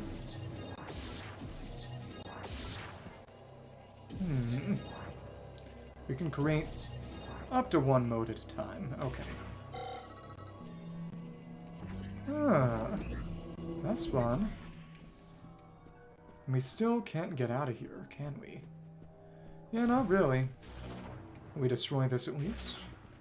Let's see. Not quite.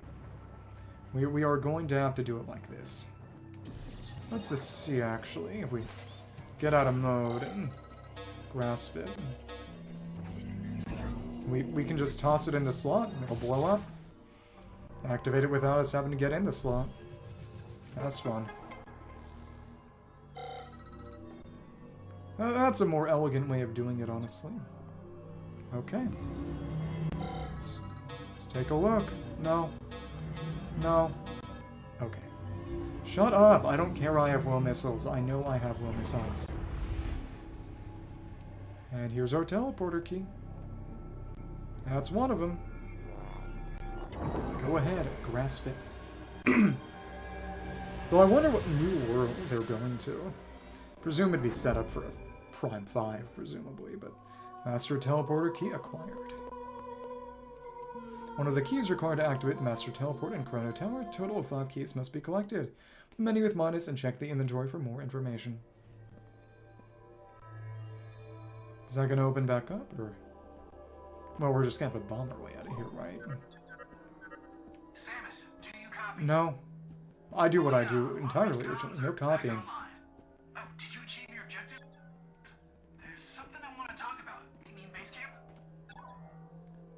Strong enough pull would force the gate open.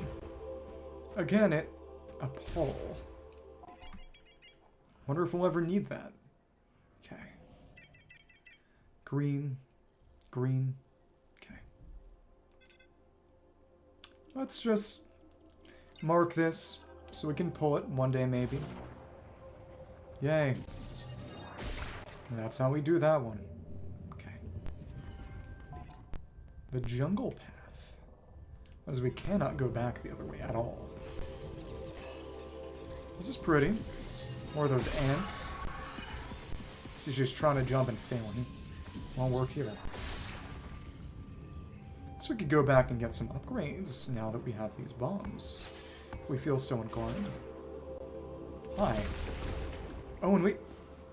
Oh, that restored some stuff for us. And... Oh, green crystals. Great. Just green. Crystalline deposits of concentrated green energy. Contains a large amount of teratogens, which can interfere with cellular growth. So, cancer? Green energy crystals consist of silicon dioxide that is crystallized a large amount of green energy ions that are broken relatively easily, either by a strong impact or using firearms. Though very little green energy occurs naturally in the geologic record, green energy showers made it very common throughout Soul Valley. Solace is partially green. Yeah, they do have ball anniversaries. Nice to see you. We're playing Metroid. Extracting the energy from green energy crystals can only be done using the device on the altar of the Temple of Memory. Green energy extracted here is then sent to Sacred Tree, where it is consumed to grow memory fruit. How are you doing? Okay.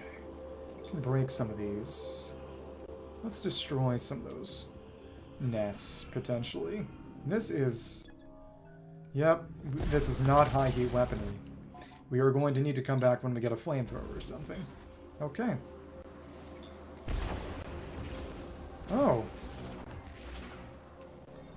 If you're ordering a Poke, when are you ordering a Mon? Okay. Another one up there. Let's zoom onto that, and then we can just take them down from here. Wow, how kind of you. So now we can use our... Oh, there's a big haze preventing us from going any higher. That's one. That's two. Let's take this last one out using our control... Oh, that did not have enough time to it. Okay. Never mind. See, we can slow down time and use a beam that homes in on targets. It's actually really cool. It's really good for a lot of evasive enemies. Okay. Last one. No, we didn't have enough time for that. Whatever. Of course, this takes a while, so you really only need it for evasive enemies. We just beat the first real boss, which gave us our Morph Ball bombs back. Our Morph Ball bombs. Okay. The Scan Visor has built-in psychic abilities in this one, which is pretty cool. Let's get our green energy, which causes cancer. Causes a cancer. Green energy crystals collected. Guys, I think Samus is going to get cancer. So you can see, we need to collect a certain amount for various progress points in the game, which mostly means screwing around with the motorcycle in the desert, which people have complained about. Jungle Path.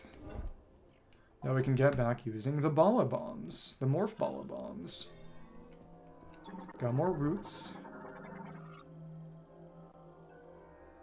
I'll kill you. Tip the On and Alt Palm's rootstock. Roots have intruded into every crevice of the shrine. Expand to shatter the structure. Complete collapse inevitable. You're dying from lack of water. You know what that means. It means you should continue not drinking water and just die of dehydration. It would be really sad, but... Okay. Happy Balliversary.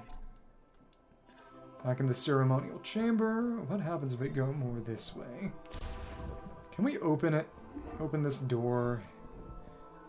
Or are we actually going to need to get a grapple beam for that? Okay. I mean, I thought you actually just wanted me to be nice. You need to come back with a grapple, I think. Which is really funny. Because unless there's something that shows up there later, because in the first game, the initial plant boss also had another encounter in the room when you came back later. So that might be the case. Maybe. This platform's done. Pressure platform operation complete. There was no more purpose to you. You can just get destroyed or something. And again, it's nothing to do with this right now. Yeah, you should remember the water ball. Writing surfaced on the Lemorn statue decrypted. Within the moat, the statue holds the history of the Guardian, the Temple Garden. Reel these truths, place the moat into the playback device. Oh, so it's a way to get information on the bosses. That's fun. Maybe get their scans if you forgot them. Hello. Or is it a boss rematch? How is that gonna work? Oh, I can see this is here. Hello. Yep, it creates a hologram of the boss we fought. The distant past, a mass of burning rock fell from the sky to the jungles of Viros. Once this rock, which was itself poisonous, had cooled and hardened, a small carnivorous plant took root in the poison it carried. So is this a reference to Phazon? That might have been a Leviathan. A callback to the first trilogy. The plant did not succumb to the poison. It thrived, growing to rule over the jungle. In time, the priest Thessar became the first the plant could convey its thoughts to and named it Carvex. Later, their urging, Carvex eventually relocated to the garden within the Lemorn Temple of Memory that ruled as it did in the jungles and came to preside over Lemorn funerals. And it... Okay, so this is a way to get the scans if you miss them during the boss. It's actually really cool. Or... I presumably it would give you the... Gives you a bit of history on Carvex and probably would give you these entries if you would miss them during the fight itself. Oh, that's fun. I like that. And they'll open up once you beat each boss. Okay. That's fun. And this allows us to select which one we're viewing, so... 5 Guardian bosses for the teleportation keys, it seems. That makes sense. In this room, we already used that. Boom. Okay, cool. So we can get rid of that. And I bet we could just... Yeah, we could go into here, but there would be no point in it. Okay. Now we can psychically control our bombs. So now we have a little bit of green energy. Go ahead, comment on our green energy. Our grenergy. Just a little bit.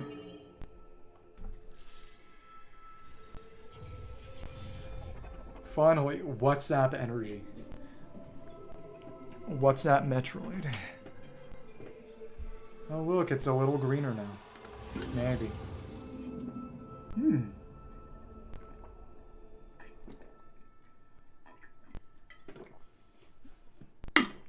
Green energy crystals have been successfully deposited, so we need to fill this up to get a memory fruit to transport the memory of the long-past Lemorn to another world eventually. They haven't said it, but it's very obvious that these sort of bestial griever enemies that we've seen in the jungle are just the Lemorn, but devolved. Providing the energy converter with green energy crystals causes the altar to illuminate. This illumination will grow as the sacred tree absorbs more energy. As they can do a bit of short-range teleportation, or they can do instant transmission, or at least a very quick dash with a time slow or something, but obviously sort of latent instinctual psychic energy that they can't really control with any level of real intelligence, but... Yep. So once we have enough grenergy, we will be able to progress the game further with the green energy. How exciting. And now we can blow that up and get another missile expansion. You should get the poke, but not the hot dog. That's my personal opinion, as a pescatarian. Go ahead, get mad at me. Okay. Bit more of that. We're at 20 missiles now. Man, they did not design these for humans. It's intended to be operated with a 4-armed interface. Because the Lemorn are 4-armed just like the Grievers. I'm joking. Eat this stupid hot dog. Happy Bolivar. I've been able to translate the Lemorn foreign language. Convenient. This planet Oh, I sent it up. doesn't appear on Psychic any of the known planet. star charts. Might as well Okay, just get 2 things of poke. I tried sending out a distress signal, but there is no activity in this sector. It is eerily quiet. We could be anywhere. Or, Okay, go ahead, get your Taiwan Bala dog. according to these maps, we shouldn't even be here. From what I gather, the only way off this planet is to retrieve 5 teleporter keys. The hot dog or this Now, game? I'll do some digging to see if there's any way I can support you. Now that our comms are working, we should this be is his able to base share camp. data. I can provide you with intel from here. I know. What do you say? Teammates? Sparkly hot dog. Excellent. Hey, stay safe out there, Samus. I'll be here if you need me. Thanks. NPCs will comment if you shoot them, by the way. Well, for your sake, I hope you don't feel ball. Just go. You can lie down or something if you need to. Anything to say? No, it doesn't seem like it. Stop that! You could make some, right? Maybe. Maybe. Mabela. Don't worry about me. I'll be fine. There's bomb stuff over that way. Okay, well, sorry to hear that. So can we destroy this now that we have bombs? No, we need high explosives. Interesting. Clear that golem's gonna get reactivated eventually, but I imagine we'll have to go back and do some stuff. Hi, Samus. Welcome back. Okay. We talked to you? Yeah. One of these doors is still locked. Have you found anything that'll open Yeah, it? yeah, the bombs. The bombs. One of these doors is still locked. Okay. Have you found anything that'll open it? Over back this way, that's going to take a bit to get to. I'm not sure I want to do that right now. There were a couple rooms where we could use bombs for stuff. And then probably missiles too. Crack statue, psychic boots. Things we'll need fire for, but don't have yet. If you don't want to watch right now, don't feel pressured. Okay, that did it. We could have also just sent it in there, too. It's honestly more fun to send it in there. It's a little inelegant to curl up like that, really. Because you can throw your bombs into slots with your Good luck psychic finding hand. the next key. Their locations are Well, marked. she can on use map. the Force. Okay. A planet that doesn't show up on any star maps and a bunch of alien technology. Don't torture yourself for my Exciting sake. stuff for a nerd like me. You like it when I turn into a Bala? Seems like the Fury Green Guardian was corrupted from being fused. A with Metroid fusion. A planet that doesn't show I thought up you were on gonna any say star Sonic the maps and Hedgehog. A bunch of alien technology. Pretty exciting stuff for a Yeah, nerd but like me. I get to be the bone wheel this time. The bone wheel Bala. Okay. But you can see, if we charge our bomb, we can throw it with our psychic hand. It's pretty fun. That was mean. Be careful, Samus. You won't have me there to watch your back. Okay. I thought you'd be more of an Amy Rose fan. I don't know. How will we activate this? A Morn storage locker made of extremely durable Icostan steel, making it impervious even to powerful weapons. It will open if a current is passed to the electrodes at both ends. Can we use a control beam for that, or we may just have to come back? Or yeah, with something electrical. Yeah, we're gonna have to come back with something electrical. I said I thought you'd be more of an Amy Rose fan. You like pink, right? Music's back. Container carrier vehicle rails running from the cargo launcher to the temple. Deterioration dates in the Warren's machine area, which is probably when they started to devolve. Oh, okay, well. Congratulations, Furry Bala. We're all very proud of you. Oh, we can destroy it. Yep, we can pierce its shell that way.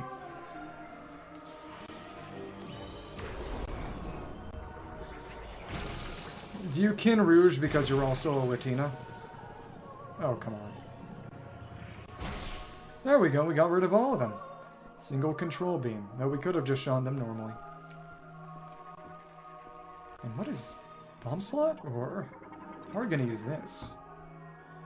Lock unit heat. When born made locking system, lock can be removed only if exposed to extremely high temperatures. With the lock removed, systems will operate normally, so we're going to need to come back with a plasma beam or a fire element weapon. With a lock unit must be removed to open the door. Okay. Let's mark this room.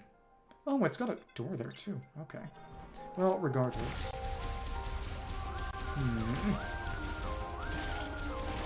Again, it... try to get used to the controls. Really, I should just be backing up. It... that's what we need to do. We need to up the motion control of the camera. And maybe...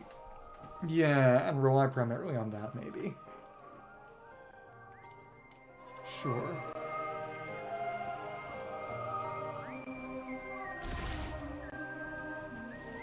This is a good medium, and I can lean back. I should be leaning back a little. Oh, I think this is just going to clear us out. Clear staging area, cleared path. Guess we could go back for a missile expansion or something, but I don't know. I don't know.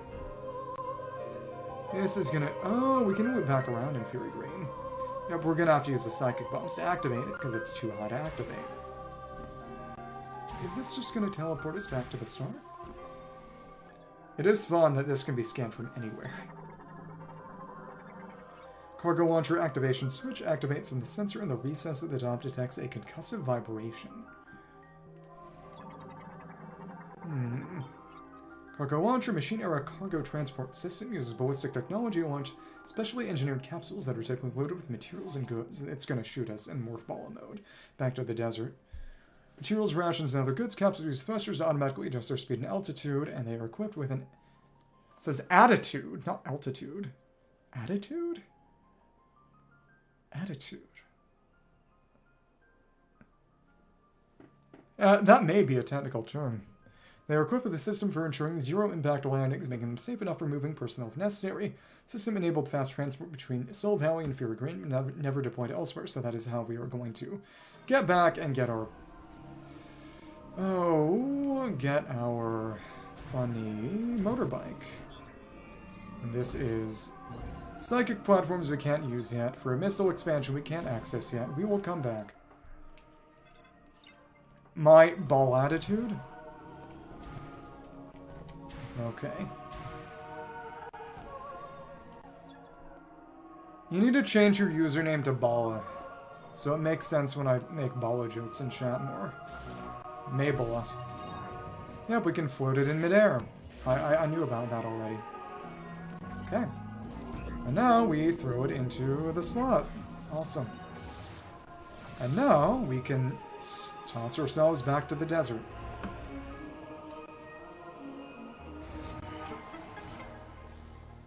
Awesome. This has been activated. There's nothing else to do with this. Cargo launcher activation switch launcher activated. Awesome. Interact and... go ahead. Oh, yeah, not in morph ball mode. It just tosses us in a capsule. And from our funny jungle tutorial area, we get back to the desert. Oh, and it's also green energy. What if we made a cannon, but WhatsApp? Got our first teleporter key. From that perspective, from the front on, it kind of looked like a big morph ball. But when you see it from the side, it's clearly too oblong. What an incredibly pointless observation. And if you look close, you can see those big curved frame pieces on the sides. This is clearly this giant arcology, giant artificial environment. Oh, hi. Open up. We're back in the desert. Awesome. Okay, but that's our capsule. Cargo launcher installation in Fury Green has malfunctioned. A misfire sent its capsule off course, and it performed an emergency landing in Soul Valley. This is where we were getting anyway. I don't know where else it would have gone. Master teleporter key. Entrance to Fury Green. Entrance to Chrono Tower. Well, I'm glad you got food at least. You know, food for the ball. On a scanning range, it's green. Awesome. Well, it's the same, actually. I'll use the boost ball to break this too. And just how much for... We need a lot. Got our first green key in Fury Green. Okay, well... Don't be afraid to splurge on yourself. Oh, this is where we're gonna get. Radio. Oh, for hints. Okay. This is where we're gonna get in the motorbike, presumably. Radio. That's one. You'll need to find a way into the area with the teleporter key. What do I need to do? You'll need to find a way into the area with the teleporter key. Okay, now I understand. Alright. So this is another area. Quicker than I expected, huh? There's a door in there. There's a number of scannables. Emergency supply storage unit. Tower for storing emergency equipment for Soul Valley. Electrifying the lock in the lower part of the hatch will cause it to release. Interesting. Electrify. Oh, and it's an energy tank. But I don't have electricity. Yet. Mark everything. Oh, well, that'll do it.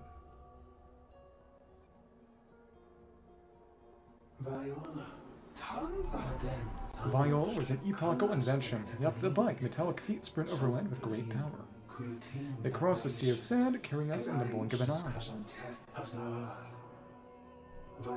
Starting with a Viola, we created many inventions. An era of development supported by technology, and then, again, presumably they devolved into big reavers, called this duration the Machine Era. Development eventually overwhelmed the supply of nature. At this rate, resources would be depleted.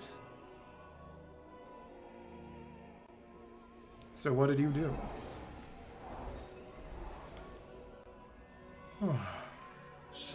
With this thought, we determined our farewell with the Machine Era. To preserve the existence of Viros, our world.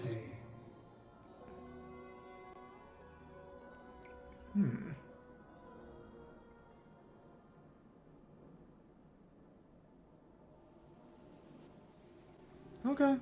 That was nice to hear. Just some lore. Playback unavailable. Psychic recordings, yeah. Big rock. Rock rich in Gibardom. Green energy traces detected within only psychic energy in the form a diffused oscillation. Blast wave can pulverize it. Does that mean a charge attack?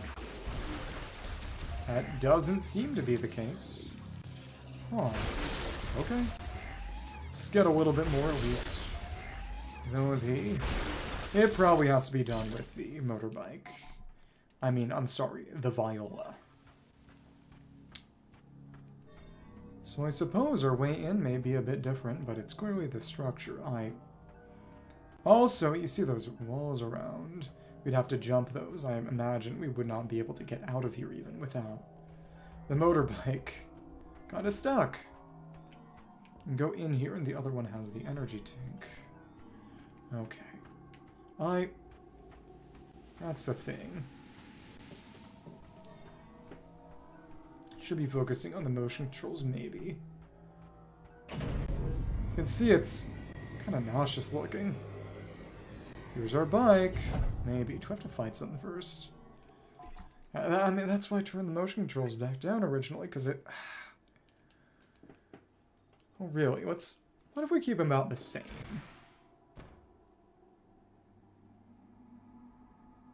As you can see, it's naturally shaking a little bit. To be fair, it's probably because I'm a little bit cold. Oh, goodness. Alright. Okay. Well, I think getting the motorbike's probably gonna be the last thing I do today.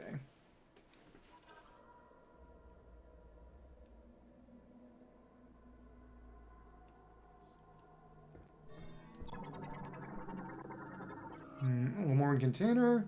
Used to transport materials and parts. Durability is unremarkable. Breakable using ordinary firearms. Out of scanning range. Awesome. Oh! Are we gonna have to fight the motorbike to control it? Is this... Silk Song Belbeast? Oh, we're getting visions of... Did some troopers die here? Oh, and by the way... That spot is basically a uterus. I'm not kidding. You can make psychic structures show up in it that are just fallopian tubes. Oh, and we have more space power. Are these space... No, these are actually the Cybots. You can go back and watch the Chronos Tower sequence. I'm not kidding. Cybot Soldier. Basic model of a war-made Cybot battle android, typically equipped with a laser cannon and hover thrusters. Cybot model was originally created to serve the Lemoran following the Great Tragedy. These surviving technicians modified them to anti-Griever battle mechanoids. Again, I imagine it's Lemoran turning into the Grievers, because Lemoran, Morn, Griever, Grieve, it's the same. They are able to synchronize telepathically with Lemoran as well as act autonomously based on prior instruction. Cybot soldiers are equipped with a hover thruster on their back, a laser cannon on the right arm, and a shockwave emitter for close combat. As the thrusters are only designed for short-range flights and walking functions are limited, Cybot soldiers are most often moved by shuttle, via shuttle or launched through the air by Chrono Tower. Being tested here. Upon losing their telepathic connection with synchronized Lemoran, they will immediately seize. Have they been hijacked? Okay. Let me scan the other things in here. Okay. Oh! No thanks. What is this? Scan all this first. Oh, beam. Lemoran fuel barrel used to transport combustible liquids. Reaction is visible on the barrel's metallic bottle. It contains fuel. We could use that to blow them up if we wanted, I think. Vehicle light delivery truck. Lemoran transport for use within facilities over short distances. Equipped with a driver's seat and cargo bed. Cargo bed. Actually, cargo beep. Mechanism Viola spinner uses kinetic energy from Viola to activate when device is currently offline. We don't have a motorbike yet. Viola spinners were invented during the machine era to repurpose the motion energy of the two-wheeled vehicle for operating connected machinery. The hologram display of the center uses a guide Viola placement. Once in place, the vehicle sticks with its position by using the throttle to spin the wheels. Rotational energy will open gates or operate elevators specific to Viola. Note that the throttle must remain engaged until the machine operates. Let's check the rest of these things before we find those things. Okay. Maintenance tank tunnel hatch. Exit used by maintenance tanks after completing tunnel work opens only from inside. Hi. Viola tunnel, transit tunnel for use of Viola and other vehicles, open via the Viola spinner. Now that we scan everything, let's just shoot them with missiles. Oh my goodness, you are impressive. Okay. You're taking 6 whole missiles. Okay. We have enough, but still. Okay, and to an extent, they will automatically home it. To an extent. Let's get these missiles back then. Hi. There we go. One. No, that was it. Are more going to show up? Yes, more are going to show up. Great. Spend on missiles, and they'll home in no matter where you move to, so isn't that nice? Takes 5, actually. Okay. But sometimes they'll bounce off if they don't explode. We can see... No, they looked like they might not be taking damage, but they were taking damage. Okay, cool. Strong charge shot. About as strong as a missile, maybe a little less. Okay, is that all? We beat them. Please give us a motorcycle. Whoa, Chrono Tower's protected by a force field. We could use this to blow them up if we wanted. Need to find a way to move it. I'll do some research while you look for the teleporter keys. Clearly, there's going to be more psychic stuff around here, I imagine. Oh, that took a bit. Please, please. Let's just refuel. We can also use this to get up top here, which we Otherwise, we'd need a space jump to do. Not that it matters much. Come on. Give me my missiles back. Up, up. Oh, we... Can we reach this? It's finicky. Very, very funky technology. Okay. Just the damage of a charge shot. It's interesting seeing that explode in slow motion. Well, whatever. But, you know, without a motorbike, we can't exactly do motorbike things. This may come as a surprise to some of you. Come on. We don't need to use the control beam, we just want to see about... Yeah, we can get a few more missiles, though again, a save station is going to do the same thing. Can we use that tank there to get up top? Yes, we can platform on top of this thing. Kind of dangerous, maybe. Over there, we can see a Switch. A Nintendo Switch 2. And these are what? Mechanism pneumatic tube. Uses air pressure to transport small items for tunnel maintenance and management. System malfunction due to impact. Use caution. Obviously, we go in there using Morph Balla. Okay. Thank you. Morph. Oh, interest. Okay. Now we're inside. What would have happened if we had used the bomb there? Delivery exit for the pneumatic tube system. Transfers one way, waiting from bottom to top. Prevent a malfunction. Delivery hatches cannot be opened. And what are these? One more in fuel barrel. Used to transport combustible liquids. No reaction is visible on the barrel's metallic body, indicating the barrel is empty. It's empty. Oops. And where are we right now? Viola Tunnel Maintenance. Viola Tunnel. Okay. And we can break that glass. Tempered glass barrier divides the security area. Glass crack can be broken by a strong impact. Charge beam, maybe? Yep, not just a missile. Charge beam, too. Okay. Well, then. And what are you? Conduit for maintenance tanks. Entry hatch. Currently open, has safety mesh installed. Mesh can be removed with a strong impact. So we could morph ball here, couldn't we? Yeah, so that would...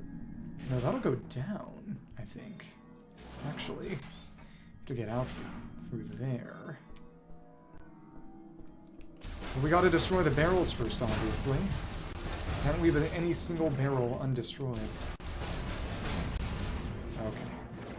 Now we're done being neurotic, let's hop down the maintenance shaft. And now, I wonder what this place is. I wonder what this place is. I don't really wonder. And this is a way back out. But, of course, it'd be better to bring the Viola, right? Maintenance task, tunnel entrance with its task remove, use both as an air vent and pass through maintenance tanks to exit outside following task completion. This Viola tunnel door, it is currently locked. I would imagine it is over that way. Let's just see what happens if we were to go down here and exit. Probably have to go back through, wouldn't we? Yeah, we kind of just went full circle. It's cool that they let you do that, though. So what would happen, I wanted to check, because obviously I have to get back in. What would happen if we psychicked the bomb and put it in there?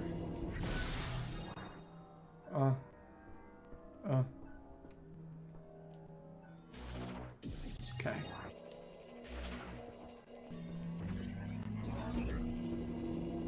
So this is where we're supposed to... So it won't activate unless it's actually us. That makes sense, unfortunately. Let's get our motorbike. Our motor balla. Okay. Time to go back through and go the other way, get our motorcycle, and I think that will be the last thing we do today, as certain people need to do more electrical maintenance, and then we will... Ooh... pick back up tomorrow with a motorbike. Kinda crazy.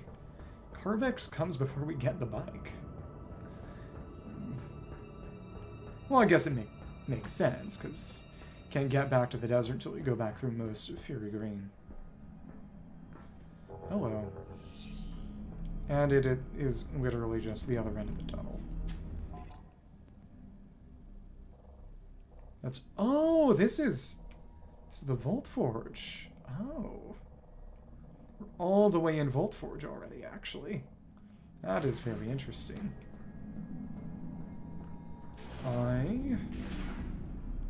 This is where, clearly. And then... Violet Tunnel Shutter is currently sealed. This is different. Small vehicle factory containers, so small parts here throughout the factory, easily destroyed using standard firearms. Large vehicle factory container stores bulky items such as batteries and other replacement parts for vehicle use throughout the factory, so destroyed using standard firearms. And this is... Mechanoid maintenance tank. Autonomous drone that maintains machinery and systems throughout the facility. Battery charge 0%, preventing activation. Probably have to destroy these to get through some morph ball spots on the other side. Maybe, actually no, but they are morph ball sized. This is where we'll go, clearly. Using our balla jump. If we tried going back this other way, is it going to eventually stop us, or it's long enough that it just goes as a cutscene? Okay. But again, that area of Soul Valley is locked off for now.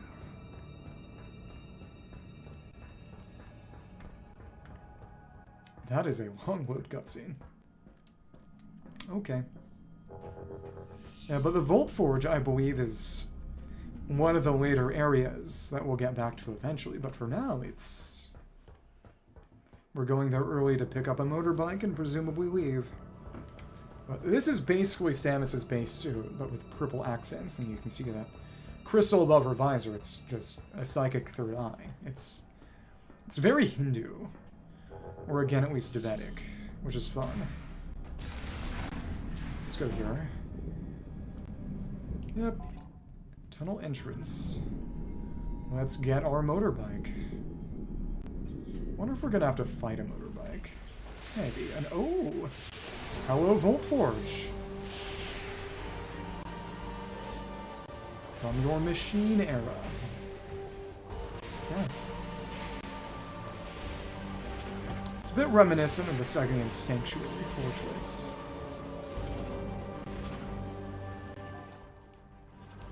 I think a lot of people have called that back. Are we gonna have to get that key before we get... No, or... Conduit access hatch, used by maintenance sinks, currently offline. Another one. Open the map, and... Is that gonna be another boss, or... Facility approach? Facility core? I don't imagine we're gonna be able to do that while we're here the first time, though, right? Right? Not that core. No, we just can't see it yet. We can't go down low enough, can we? Yeah, okay. No. Oh, missile expansion. Vehicle transportation container. Used for moving vehicles manufacturing facility. Its allies are extremely resistant to impact, making it effectively indestructible, and there's a missile expansion. Oh, we can just pick that up. Okay. Increased by 5. Okay. I thought we'd have to find some funny way to break that, but no, we can just go in. Worked on this story for months and you just tweeted it out. Well, let's get to a safe station. A more lightning rod allows vehicles to move safely beneath Vault Forge's frequent lightning strikes. Please, I just need... I need a safe station. Please. Okay. No. No, seriously. Okay. Now we can scan you. Wasn't expecting to automatically open. Wheeled vehicle gate automatically opens and closes for vehicles online. And for me, I guess on the vehicle too. News to me. Okay. All these. Vehicle light delivery truck transports vehicle containers and other goods for delivery. This truck is considered symbolic of the Lamar machine era. And this. Arthropod morphology Denzard. The Den would be thunder. In Japanese, I guess. Electric wizard. Very resilient creature.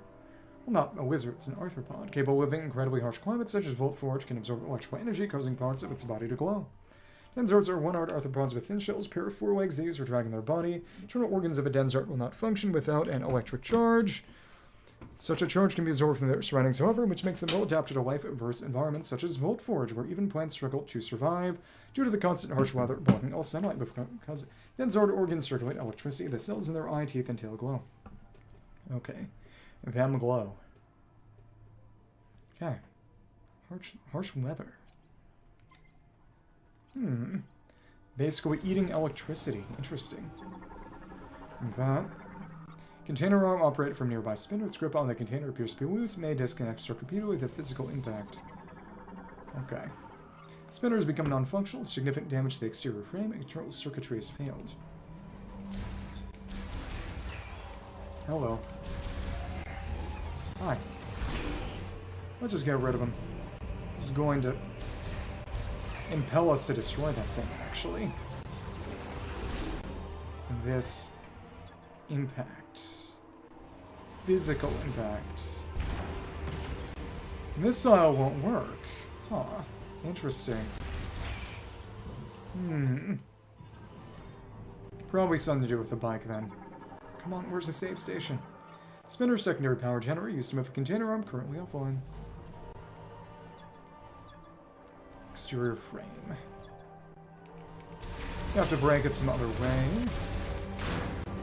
Okay. Come on. Oh, okay. I was not expecting to see you there.